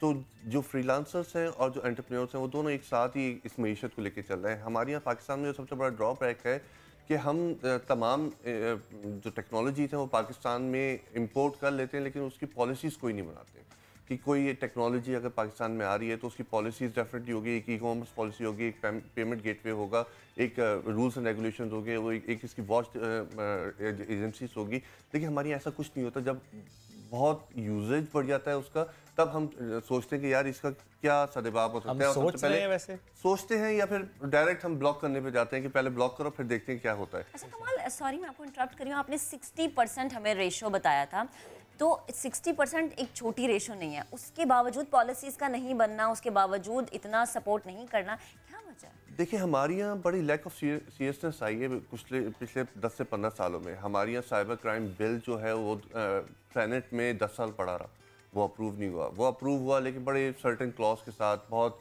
लिमिटेशंस के साथ। अभी भी फुल फ्लैश वो साइबर क्राइम बिल नहीं है जिसमें एक आम इंटरनेट यूज़र अपने आप को सेफ समझे इस एनवायरनमेंट में। आप जाएं अनगिनत FIA में आप जाके देखें, FIA नो डाउट बहुत अच्छा काम कर रही है, लेकिन कंप्लेन इतनी है और उस कंप्लेंट्स की जो काउंसलिंग है वो बहुत लिमिटेड है। मतलब एक ऑफिसर के पास अगर 100 कंप्लेन आती है तो वो हर एक को इंटरटेन नहीं कर सकता, और एवरीवन नीड एन अटेंशन, क्योंकि उसका जो प्राइवेसी है वो अगर ब्रीच होती है या उसकी मिसयूज ऑफ डाटा होता है तो वो डेफिनेटली इस मामले को एड्रेस। बिल्कुल। तो हमें इम्पॉर्टेंट है कि हम पहले उस टेक्नोलॉजी का एक कंसर्न R&D डिपार्टमेंट क्रिएट करें, ठीक है, कि जो रिसर्च करके उसको उसकी पॉलिसीज को डेवलप करे और पाकिस्तानी एनवायरनमेंट के हिसाब से चले। ठीक है, एक आखिरी जुमला मुझे इसमें बता दीजिएगा कि पेमेंट्स के भी तो बहुत इश्यूज हैं, उसको हम टैकल कर पाए हैं? अभी 2 दिन पहले वज़ीर आज़म इमरान खान साहब ने एक स्टेट बैंक के साथ एक मीटिंग की है, उसमें ई-कॉमर्स के हवाले से खास तौर पर डिस्कस किया है कि किस तरीके से फ्रीलांसर्स को रूम दिया जाए, किस तरीके से स्टार्टअप्स को रूम दिया जाए। लेकिन अभी तक पॉलिसी क्लियर नहीं हुई है कि किस तरीके से एक आम स्टार्टअप या एटलीस्ट गवर्नमेंट कोशिश कर रही है। तो हम लास्ट कमेंट एमन आपसे भी लूंगा, पेमेंट्स के इश्यूज हैं, आप कैसे उसको डील करती हैं? हमारे पास जो मेन इस टाइम पेमेंट की जो फैसिलिटीज़ हैं वो तो डेफिनेटली अभी डेवलप नहीं हुई हैं पाकिस्तान में, लेकिन उसके बावजूद मैं कहूँगी कि पाकिस्तानीज़ जो हैं हर जगह पर अपनी जगह खुद बनाने के बहुत एक्सपर्ट हैं। तो माशाल्लाह से हमारे पास और काफ़ी कुछ ऑप्शंस मौजूद हैं जिसके थ्रू सही है, तो ऑल्टरनेट्स हैं हमारे पास जिससे हम अपने पेमेंट्स के जो इश्यूज हैं उनको एड्रेस करें। एमन बहुत शुक्रिया, आप साथ मौजूद थे। कमाल भाई आपका शुक्रिया, साथ मौजूद थे, और हम देखते कि किस तरीके से स्टार्टअप्स या एंटरप्रेन्योर्स जो हैं वो पाकिस्तानी मईशत को सहारा दे रहे हैं और बड़ा अच्छा सहारा दे रहे हैं। एनीवेज बढ़ते हैं आगे, और ये खबर जब हम आपके सामने रखेंगे तो या तो आप मुस्कुराएंगे या तो आप परेशान हो जाएंगे, या फिर हैरान भी हो जाएंगे। हैरान भी हो सकते हैं। मैं परेशान हूँ, मैं हैरान हूँ, क्योंकि इमेजिन करें आप अपनी खुशी से कहेंगे मेरे सर पे हथौड़ा मारो, क्या आप ऐसा सोच सकते हैं? ये देखिए, ना कैंची का इस्तेमाल है, ना उस तरह की ज़रूरत है। ये है फैसलाबाद में जाम की दुकान, और कटिंग का ये तरीका मैं दिलचस्प कतन इसको नहीं कहूँगा, ये बहुत ख़तरनाक तरीका है। कैंची के बगैर आखिर बाल कैसे कटेंगे और कैसे कट रहे हैं, और हथौड़े कोई कैसे मरवा रहा है सर पे, और ये शौक कैसा है? अब्दुल अहद ने रिपोर्ट तैयार की, आपको दिखाते हैं। एक हजाम ने चैनी हथौड़ी उठा ली है। ये महंगाई की वजह से नहीं, बल्कि वो इससे एक मखसूस काम लेता है। वो क्या काम है, आइए आपको भी दिखाते हैं।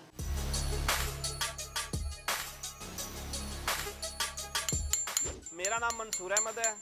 मैं ये कटिंग का काम तकरीबन 8 साल से कर रहा हूँ। मेरे ये ज़हन में ख्याल आया छेनी थोड़े की कटिंग वाला। मैंने एक नेट पे देखी थी कटिंग, आग के साथ कर रहा था भाई, तो वो काफ़ी फेमस हुई। तो मेरे पास मज़दूर वगैरह काफ़ी आते हैं कटिंग करवाने, तो वो मैंने सोचा कि हम भी अपनी मज़दूरी किसी ऐसी चीज़ से करें। मैंने फिर छैनी थोड़ी ली, उसके साथ कटिंग की। पहली बार जब इसे आपने किसी पर ट्राई किया तो बाल कटवाने वाले को खौफ महसूस नहीं हुआ? जब मैंने पहली बार ट्राई किया, मैंने अपने शागिर्द पे किया था, तो वो काफ़ी डरा हुआ था, तो मैं भी डरा हुआ था कि कहीं कुछ होना चाहिए, क्योंकि ये बड़ी सॉफ्ट सी जिल्द है, तो छैनी बहुत तेज़ है, तो अगर थोड़ी सी भी गलती हुई तो ये सर फटने का बहुत ज़्यादा अंदेशा है। किसी इंसान पर इसे आजमाने से पहले कितनी प्रैक्टिस की आपने? कस्टमर पे आजमाने से पहले मैंने ना तकरीबन यही कोई 1-2 माह प्रैक्टिस की है इसकी, और रोज़ाना 3-4 बार प्रैक्टिस की है इसकी। कटिंग के दौरान सिर्फ साइडें बनाने के लिए ही आप छैनी थोड़ी का इस्तेमाल करते हैं या फिर इससे कोई मुख्तलिफ हेयर स्टाइल भी बना लेते हैं? मैं बेसिकली तो ये साइडें बनाने के लिए इस्तेमाल करता हूँ, लेकिन मैंने इसके साथ हेयर स्टाइल भी बना लेता हूँ, स्पाइक्स बना लेता हूँ और फ्लो वगैरह बना लेता हूँ। छैनी थोड़ी से बाल काटते हुए कभी कोई हादसा पेश तो नहीं आया? तकरीबन 2 साल हो गए मुझे करते हुए, लेकिन अभी तक कोई हादसा हुआ नहीं है, और अल्लाह करवाए भी ना। मंसूर अहमद की महारत तो अपनी जगह, पर ये पुरखतर कटिंग करवाना तो दिल गुर्दे वालों का ही काम है।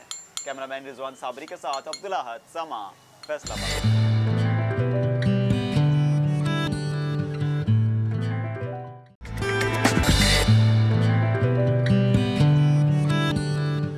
कमिश्नर कराची की बात कर लेते हैं, जो शहर कायद को मजीद खूबसूरत बनाने की कोशिशों में हमें नजर आ रहे हैं। शहर को साफ करने और इसकी खूबसूरती को मजीद निखारने के लिए इफ्तिखार सिलवानी ने बहुत से अहम कदम उठाए हैं।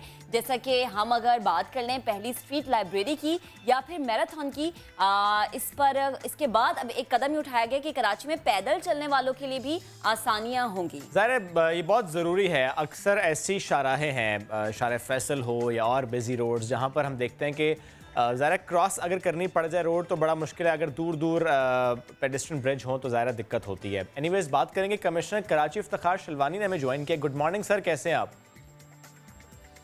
जी गुड मॉर्निंग, अस्सलाम वालेकुम, thank you for having me. Sir अब बताएंगे जो एक नया स्टेप के पैदल चलने वालों की आसानी, इस मुहिम से मुतालिक डिटेल्स शेयर कीजिए कि क्या इससे मुतालिक सोच है और क्या इससे मुतालिक हो रहा है? तो इसको जी हमने एक लुक देना है ऑफ एन इंटरनेशनल सिटी, और इंटरनेशनल सिटी में होता है कि इट्स अ पेडेस्ट्रियन फ्रेंडली, लोग पैदल चल सकते हैं, एक होटल से निकल के किसी बाज़ार तक जा सकते हैं। तो इसलिए हमें ये रोड्स पे ज़ाहिर है सबसे पहले ज़ेब्रा क्रॉसिंग, फुटपाथ्स को बनाना है, सिग्नल्स हमारे ठीक चलने चाहिए, ट्रैफिक का सिस्टम प्रॉपर होना चाहिए, वन वेज़ होने चाहिए, ये जो मतलब शहर और सड़कें खूबसूरत नज़र आनी चाहिए। तो उसके लिए जी वी आर डूइंग एफर्ट्स, और मुझे इसमें सब कराची के लोगों की, सिविल सोसाइटी की, यहाँ के जो कॉरपोरेट वर्ल्ड है उन सब की मदद की, असिस्टेंस की ज़रूरत है, और इंशाल्लाह वी आर डूइंग। सर आपने खुद वन वे रोड की भी एक पॉइंट शेयर किया, हमने देखा क्लब रोड ज़रा वन वे हुई है कुछ दिन पहले। ऐसी और कौन से स्पॉट्स हैं जहां से मुताल्लिक ये सोचा जा रहा है और स्टडी किया है कि क्योंकि यहाँ पर ट्रैफिक का फ्लो ऐसा है कि इसको बेहतर करने के लिए ऐसे स्टेप्स लेने होंगे? डेफिनेटली जी, we have started with the club road. अब हम और कुछ हम अपना जो है कुछ इस पे एक जिसे कहते हैं ट्रैफिक रिसर्च एनालिसिस कर रहे हैं, किस रोड पे कितनी ट्रैफिक है। ख़ासतौर पे ये जो हमारे कल हमने एक मीटिंग की थी स्कूल्स के साथ, कि जो स्कूल की छुट्टी के टाइम और सुबह के वक्त जो ट्रैफिक होता है काफ़ी कराची के स्कूल्स के सामने, उनको वन वे सिस्टम किया जाए ताकि वो ट्रैफिक आमने सामने जब आती है तो वो बिल्कुल एक ग्रिड लॉक हो जाता है। ये बड़ा अच्छा स्टेप होगा अगर उनको भी वन वे किया जाए जी, तो वो भी हम ट्राई कर रहे हैं। कुछ और भी रोड्स हैं जिस पे इस वक्त हम रिसर्च कर रहे हैं, और जब उसका पूरा हमें ट्रैफिक एनालिसिस आ जाएगा तो इंशाल्लाह उनको भी वन वे करेंगे। ओके, स्कूल से मुताबिक सर बड़ा अच्छा ये स्टेप हो जाएगा सुबह के वक्त भी और जब छुट्टी होती है उस वक्त भी। सर अब मुझे ये बताएं कि ज़ेब्रा क्रॉसिंग्स और इसके साथ साथ पेडेस्ट्रियन ब्रिज कितने आपको लगता है कि रिक्वायर्ड है हमारी मेन शाहराहों पर?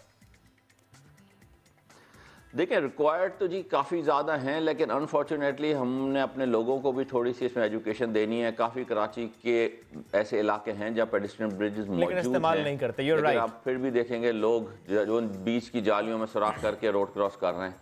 तो इसमें पेडेस्ट्रियन ब्रिज बनाना तो चल हम बना लेंगे, लेकिन उनको इस्तेमाल करने के लिए लोगों में शऊर देना वो भी एक बहुत बड़ा हमारे लिए मसला है।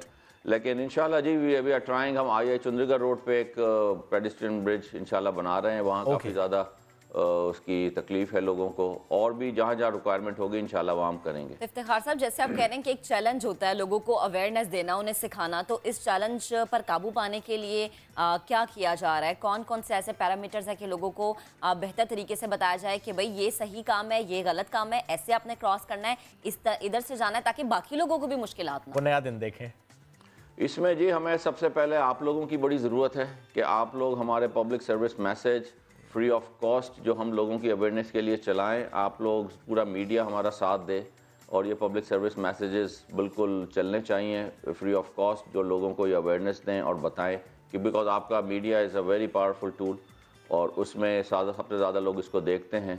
तो I think we'll seek your help, और उसके अलावा सोशल मीडिया के थ्रू भी हम कोशिश करेंगे। Right, that is why we are talking about this topic actually. Sir, इससे बड़ा मसला आपकी नज़र में कराची का जो कि आपको लगता है कि यार ये मेरी प्रायोरिटी होनी चाहिए along with other issues as well, of course सारा सबको साथ लेकर चलना है, सारे इश्यूज को साथ टैकल करना है। कराची के बेसिक तो आपको सबको मालूम है 3 इश्यूज हैं इसमें, आप कह सकते हैं starting from solid waste and then water and then transport.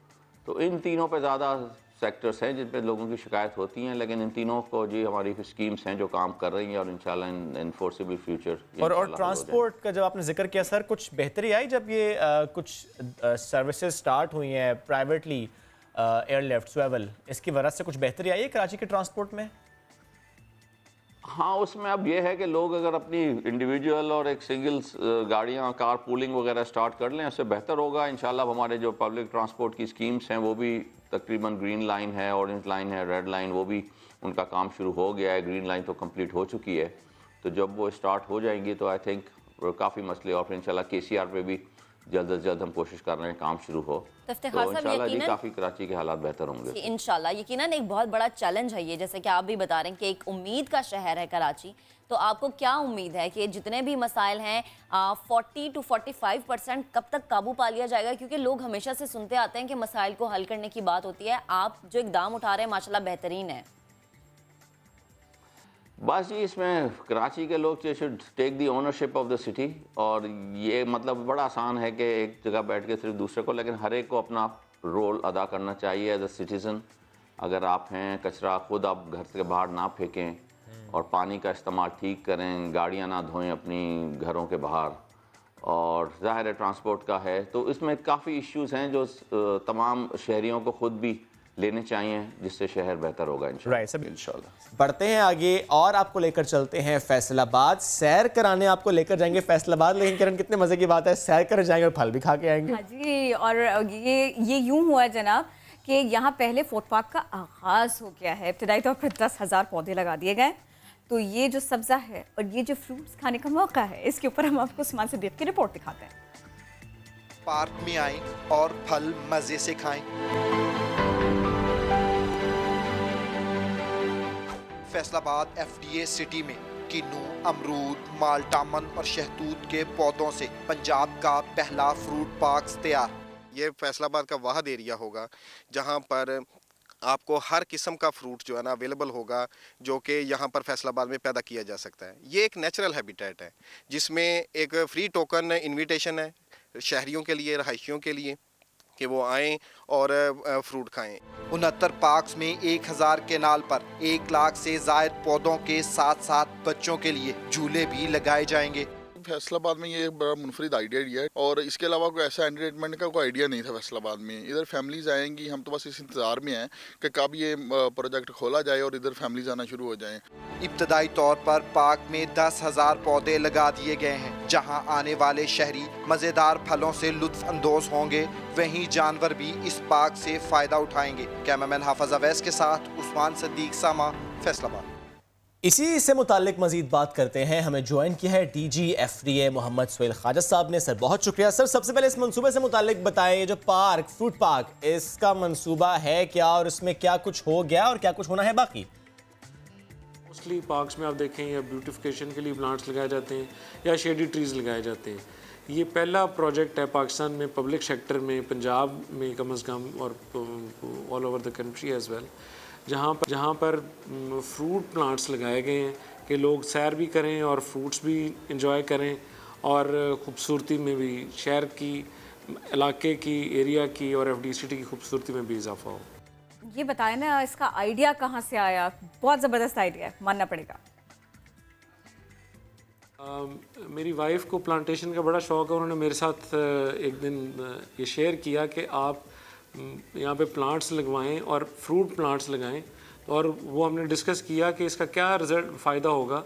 तो शी पॉइंटेड आउट कि बच्चे अट्रैक्ट होंगे इस साइड पे, कि इन प्लांट्स से फ्रूट वाले प्लांट्स पे बच्चे अट्रैक्ट होते हैं और कल को वही प्लांटेशन ड्राइव का हिस्सा बनेंगे और वो खुद से इन चीज़ों को टेकअप करेंगे।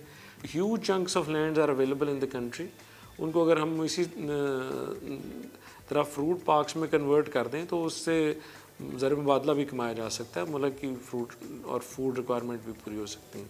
और जो अट्रैक्ट हो गए ज़रा उनको बता दें कि जब चाहें बच्चे पहुंचें उस पार्क और फ्रूट तोड़ के खा लें। माली नहीं आएगा डंडा उठा के? देखिए, इसमें हम टिकट्स नहीं कर रहे, हम लोगों को तोड़ने से मना करेंगे कि आप तोड़ें ना। अगर कोई फल नीचे गिर जाता है और बच्चे उसको खा लेते हैं तो वो उसमें कोई हर्ज वाली बात नहीं है। लेकिन वो चूँकि सब के लिए, फिर अगर कोई एक को हम अलाउ करेंगे तो वो फिर सारे तोड़ के वो पूरा बिल्कुल कच्चे तोड़ लेंगे, फिर पूरा जो पार्क ही वो ख़राब हो जाएगा। तो उसको हम फ्रूट पिकिंग से, जब वो राइप होंगे फिर उसकी पिकिंग की इजाज़त होगी। जो कच्चे फल हैं वो तोड़ने की इजाज़त नहीं होगी। सही।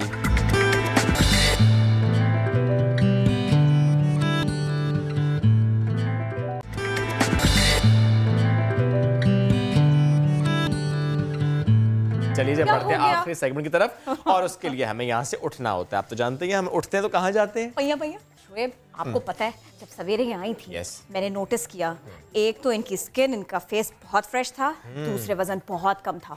यानी यही दो सवाल लेकर इनकी तरफ आप जाना चाहेंगी। नोटिसेबल कमी वाकई, और फिटनेस के साथ में, ब्यूटी के साथ में।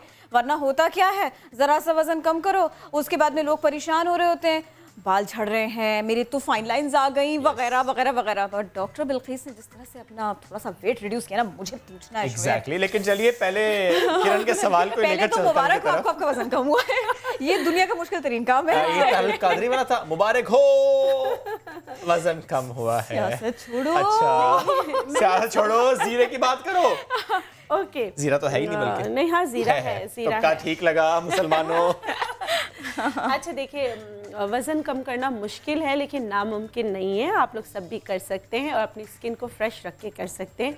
आप किसी भी डाइट पर जाएं, पानी का इस्तेमाल करें, और जो है अब मतलब कि मैं जो हूँ नेचुरोपैथ हूँ तो मैं एतदाल पसंदी ज़्यादा पसंद करती हूँ कि उसके बाद के साइड इफ़ेक्ट्स उठाने से अच्छा है कि आप पहले से ही ऐसी डाइट करें जो आपकी फ्रेंडली हो। क्योंकि बहुत सारे डाइट्स ऐसे होते हैं, मैं किसी का नाम नहीं ले रही हूँ। अभी आपने कीटो डाइट पे किया, मैं कीटो डाइट की बात नहीं कर रही हूँ।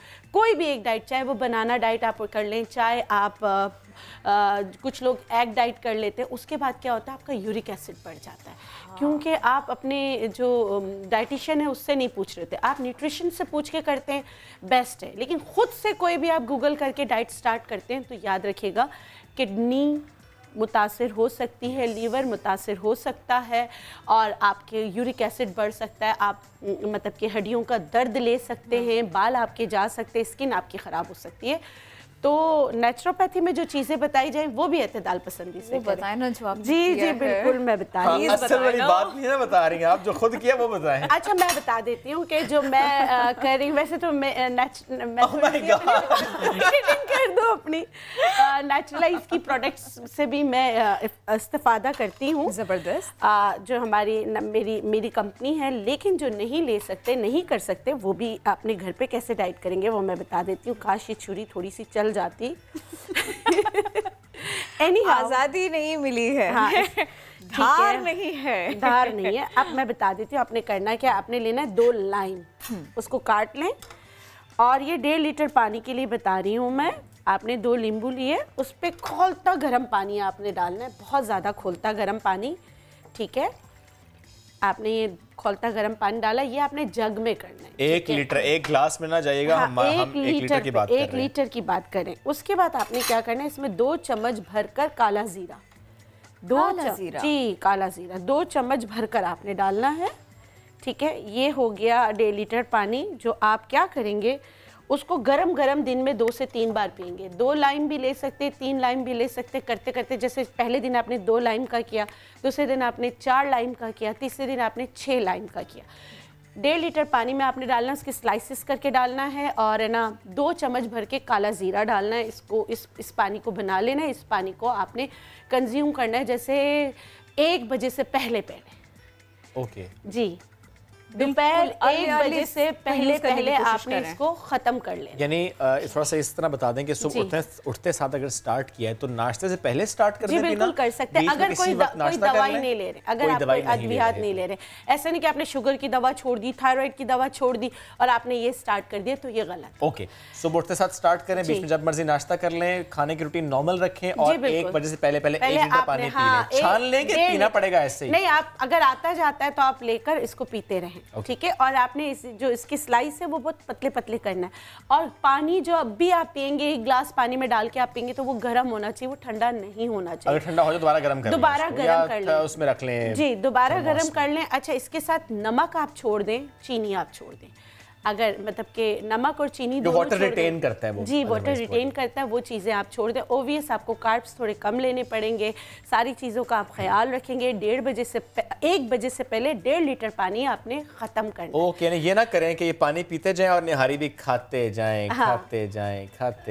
कोई बात नहीं, लेकिन ये इसके रिजल्ट बहुत अच्छे हैं। अगर आप तवील होती जा रही है आपकी आपका हिसाब बढ़ता जा रहा है। नहीं, अगर कोई निहारी खाता है ना तो उसके ऊपर काली पत्ती की चाय पी लेनी चाहिए। I love you ना यार, मतलब आप उनके साथ हो गई है। ब्लैक टी पी लें और फिर ये वाला पानी पी लें, इससे बहुत फर्क पड़ेगा। निहारी और फिर बाद में क्या पीना है? वो ब्लैक टी। एक कॉलर है हमारे साथ, कौन कहाँ से बात कर रहे हैं? Hello, good morning. वालेकुम सलाम। सर, फैसलाबाद से बात कर रही हूँ मैं। जी, डॉक्टर बिल्किस सुन रहे हैं आपको, प्लीज सवाल कीजिए। अस्सलाम वालेकुम। वालेकुम अस्सलाम। हेलो जी जी बोले, मैं सुन रही हूँ, बोले। डॉक्टर साहब, मैंने आपसे ना अपनी बेटी के बारे में पूछना था। वो ना तकरीबन 15-16 साल की है। ठीक है। और तकरीबन 2 साल हो गए, उसका जुकाम ही नहीं रुकने का नाम ले रहा। 2 साल से जुकाम नहीं रुक रहा। क्या जुकाम से मुराद आपके के नज़ला बह रहा है? हाँ जी, नाक के जरिए और हलक के जरिए गिरता रहता है। मसलन मैंने उसे वो चने भुने हुए और शक्कर, सौंफ, मिश्री वगैरह, बादाम, ये सारी चीजें भी खिला के, अंडा, देसी अंडा दूध में फेंट के रात को वो भी पिलाया है। दवाइयाँ भी काफी खाई हैं, लेकिन आराम नहीं आता। आज हट जाता है, फिर दोबारा हो जाता है। अच्छा, देखिए मैं बिल्कुल आपको एक बात बताती हूँ। जब तक परहेज नहीं करेंगी आराम नहीं आएगा। परहेज में आपने उसको केला नहीं देना है, टोमेटो केचप नहीं देना है, दही नहीं देना है, चावल नहीं देना, ठंडा पानी नहीं देना। अगर आप उसको दूध भी देती हैं तो दूध में आपने क्या करना है, या तो कॉफ़ी मिला लें, या तो जो है ना आप थोड़ा सा चाय डाल के दें, या हल्दी वाला दूध दें और गर्म दूध दें। और दूध का देने का टाइम 4 बजे से पहले का होना चाहिए। तो आप हो सकता है कि आप इलाज करवाती हूँ लेकिन एहतियात नहीं करती हूँ। एहतियात के साथ इलाज कराएंगी तो इंशाल्लाह इससे छुटकारा मिलेगा। अगर नज़ला बहता है तो लाहौरी नमक पिंच यानी कि माश के दाल के बराबर आप उसको खिलाना शुरू कर दें, दिन में 2 से 3 बार। आप देखेंगे उससे उसका नज़ला रुक जाएगा। दूसरा, उड़ूसा के पत्ते हर जगह मिल जाते हैं, उसका कहवा बना के दिन में 2 से 3 बार दीजिए। और जो आप बात करी थी असाबी कमज़ोरी के लिए बहुत अच्छा पाउडर, जो मैंने भी बताया है काफ़ी दफ़ा, लोगों को बहुत फ़र्क पड़ा है। वो पाउडर आप उसको खिलाना नहीं छोड़ें, वो आप उसको देते रहें, इंशाल्लाह फ़र्क पड़ेगा। ठीक है, एक और कॉलर हमारे साथ है, इस्लामाबाद से असद हमारे साथ है। असद, बात कीजिए, डॉक्टर बिल्किस आपकी बात सुन रही है। जी अस्सलाम वालेकुम। जी वालेकुम अस्सलाम। कॉल ड्रॉप हो गई है, कोई बात नहीं। साले हैं वाकेंड से, साले से बात करें। साले गुड मॉर्निंग, कैसे हैं आप? कैसा है मौसम वाकेंड का? जी मौसम ठीक है जी, बहुत प्यारा, अल्लाह का करम है। बादल आए हुए हैं थोड़े थोड़े। तो प्यारे भाई, मैंने बाजी से बात ये करनी है कि काफी अर्से से ट्राई कर रहा हूँ, इनका नंबर नहीं मिल रहा था ना। अच्छा। तो मसला ये है कि मुझे 8-10 सालों से फुंदी हुई है मुंह में, फिर उसके बाद ये अल्सर बन गया, अल्सरेटेड हो गया माउथ, और मैं दवाई ले रहा हूँ। एक दोस्त है मेरे डॉक्टर, उनसे मुझे काफी अफाका है, वो होम्योपैथिक। बिल्कुल ठीक है। ठीक है, तो अब मैं बाजी से कहना चाहता हूँ कि ये माउथ के अंदर जो है ना वो उभरी हुई है जगह, गोश्त उभरा हुआ है ना, वो खत्म नहीं हो रहा। तो ये कोई ऐसी दवाई दिखाएं, बताएं कि मैं बेटर हो जाऊँ। ठीक है डॉक्टर, बिफोर यू रिस्पॉन्ड आपको सवाल तो नहीं करना चाहते, अदरवाइज हम एक और कॉलर ले लेते हैं, उनका सवाल लेने के बाद दोनों को जवाब दे देंगे। We have another caller from Multan, लेकिन वो कॉल ड्रॉप हुई लगता है, रिकॉर्ड मेरा ऐसा ही है। चलिए जी, इन्हीं को जवाब दे दीजिए आप। देखिए, आप अगर गोश्त वगैरह बढ़ा हुआ है, आप जिस होम्योपैथिक से इलाज करें ना, मैं भी होम्योपैथिक और हर्बल दोनों ट्रीटमेंट करती हूँ, लेकिन बाज़ औक़ात ऐसा होता है हर्ब्स और होम्यो की दवाई अगर डॉक्टर पता नहीं हो कि कौन दे रहा है तो वो एग्रीवेशन हो सकती है, तो आप उसी से जो है ना अपना इलाज कराते रहें। और दूसरा कैलेंडुला होम्योपैथिक की दवा है, उसके गरारे रोज़ाना करना सीखें और आपको फ़ायदा है तो प्लीज़ आप उधर ही रहें। ओके, क्या आप हमें 30 सेकंड में कोई और रेसिपी बता सकती हैं इसके अलावा? जी बिल्कुल बता सकते हो। इसके साथ दोपहर में जो है ना, जब आपने दोपहर तक कर लिया तो उसके बाद आपने त्रिफला पाउडर जो है वो आपके फैट सेल्स को मिनिमाइज़ करने में आपकी मदद करता है, तो त्रिफला पाउडर दही में डाल के लाजमी लीजिएगा 2 से 3 बजे तक। Thank you so very much. 1 cup दही में 1 चम्मच। क्या बात है, 2 चुन्नी मुन्नी सी रेसिपीज, आसान सी रेसिपीज आपने बता दी। और किसी ने अगर मिस कर दी है कोई बात नहीं, इसका एहतमाम हमने कर रखा है। आप हमारे नया दिन के पेज पर जाइए, डॉक्टर बिल्कीस के चैनल पर भी जाइए, वहाँ पर भी बहुत से टोटके और बहुत सी रेसिपीज़ हैं जिनसे आप मुस्तफ़ीद हो सकते हैं।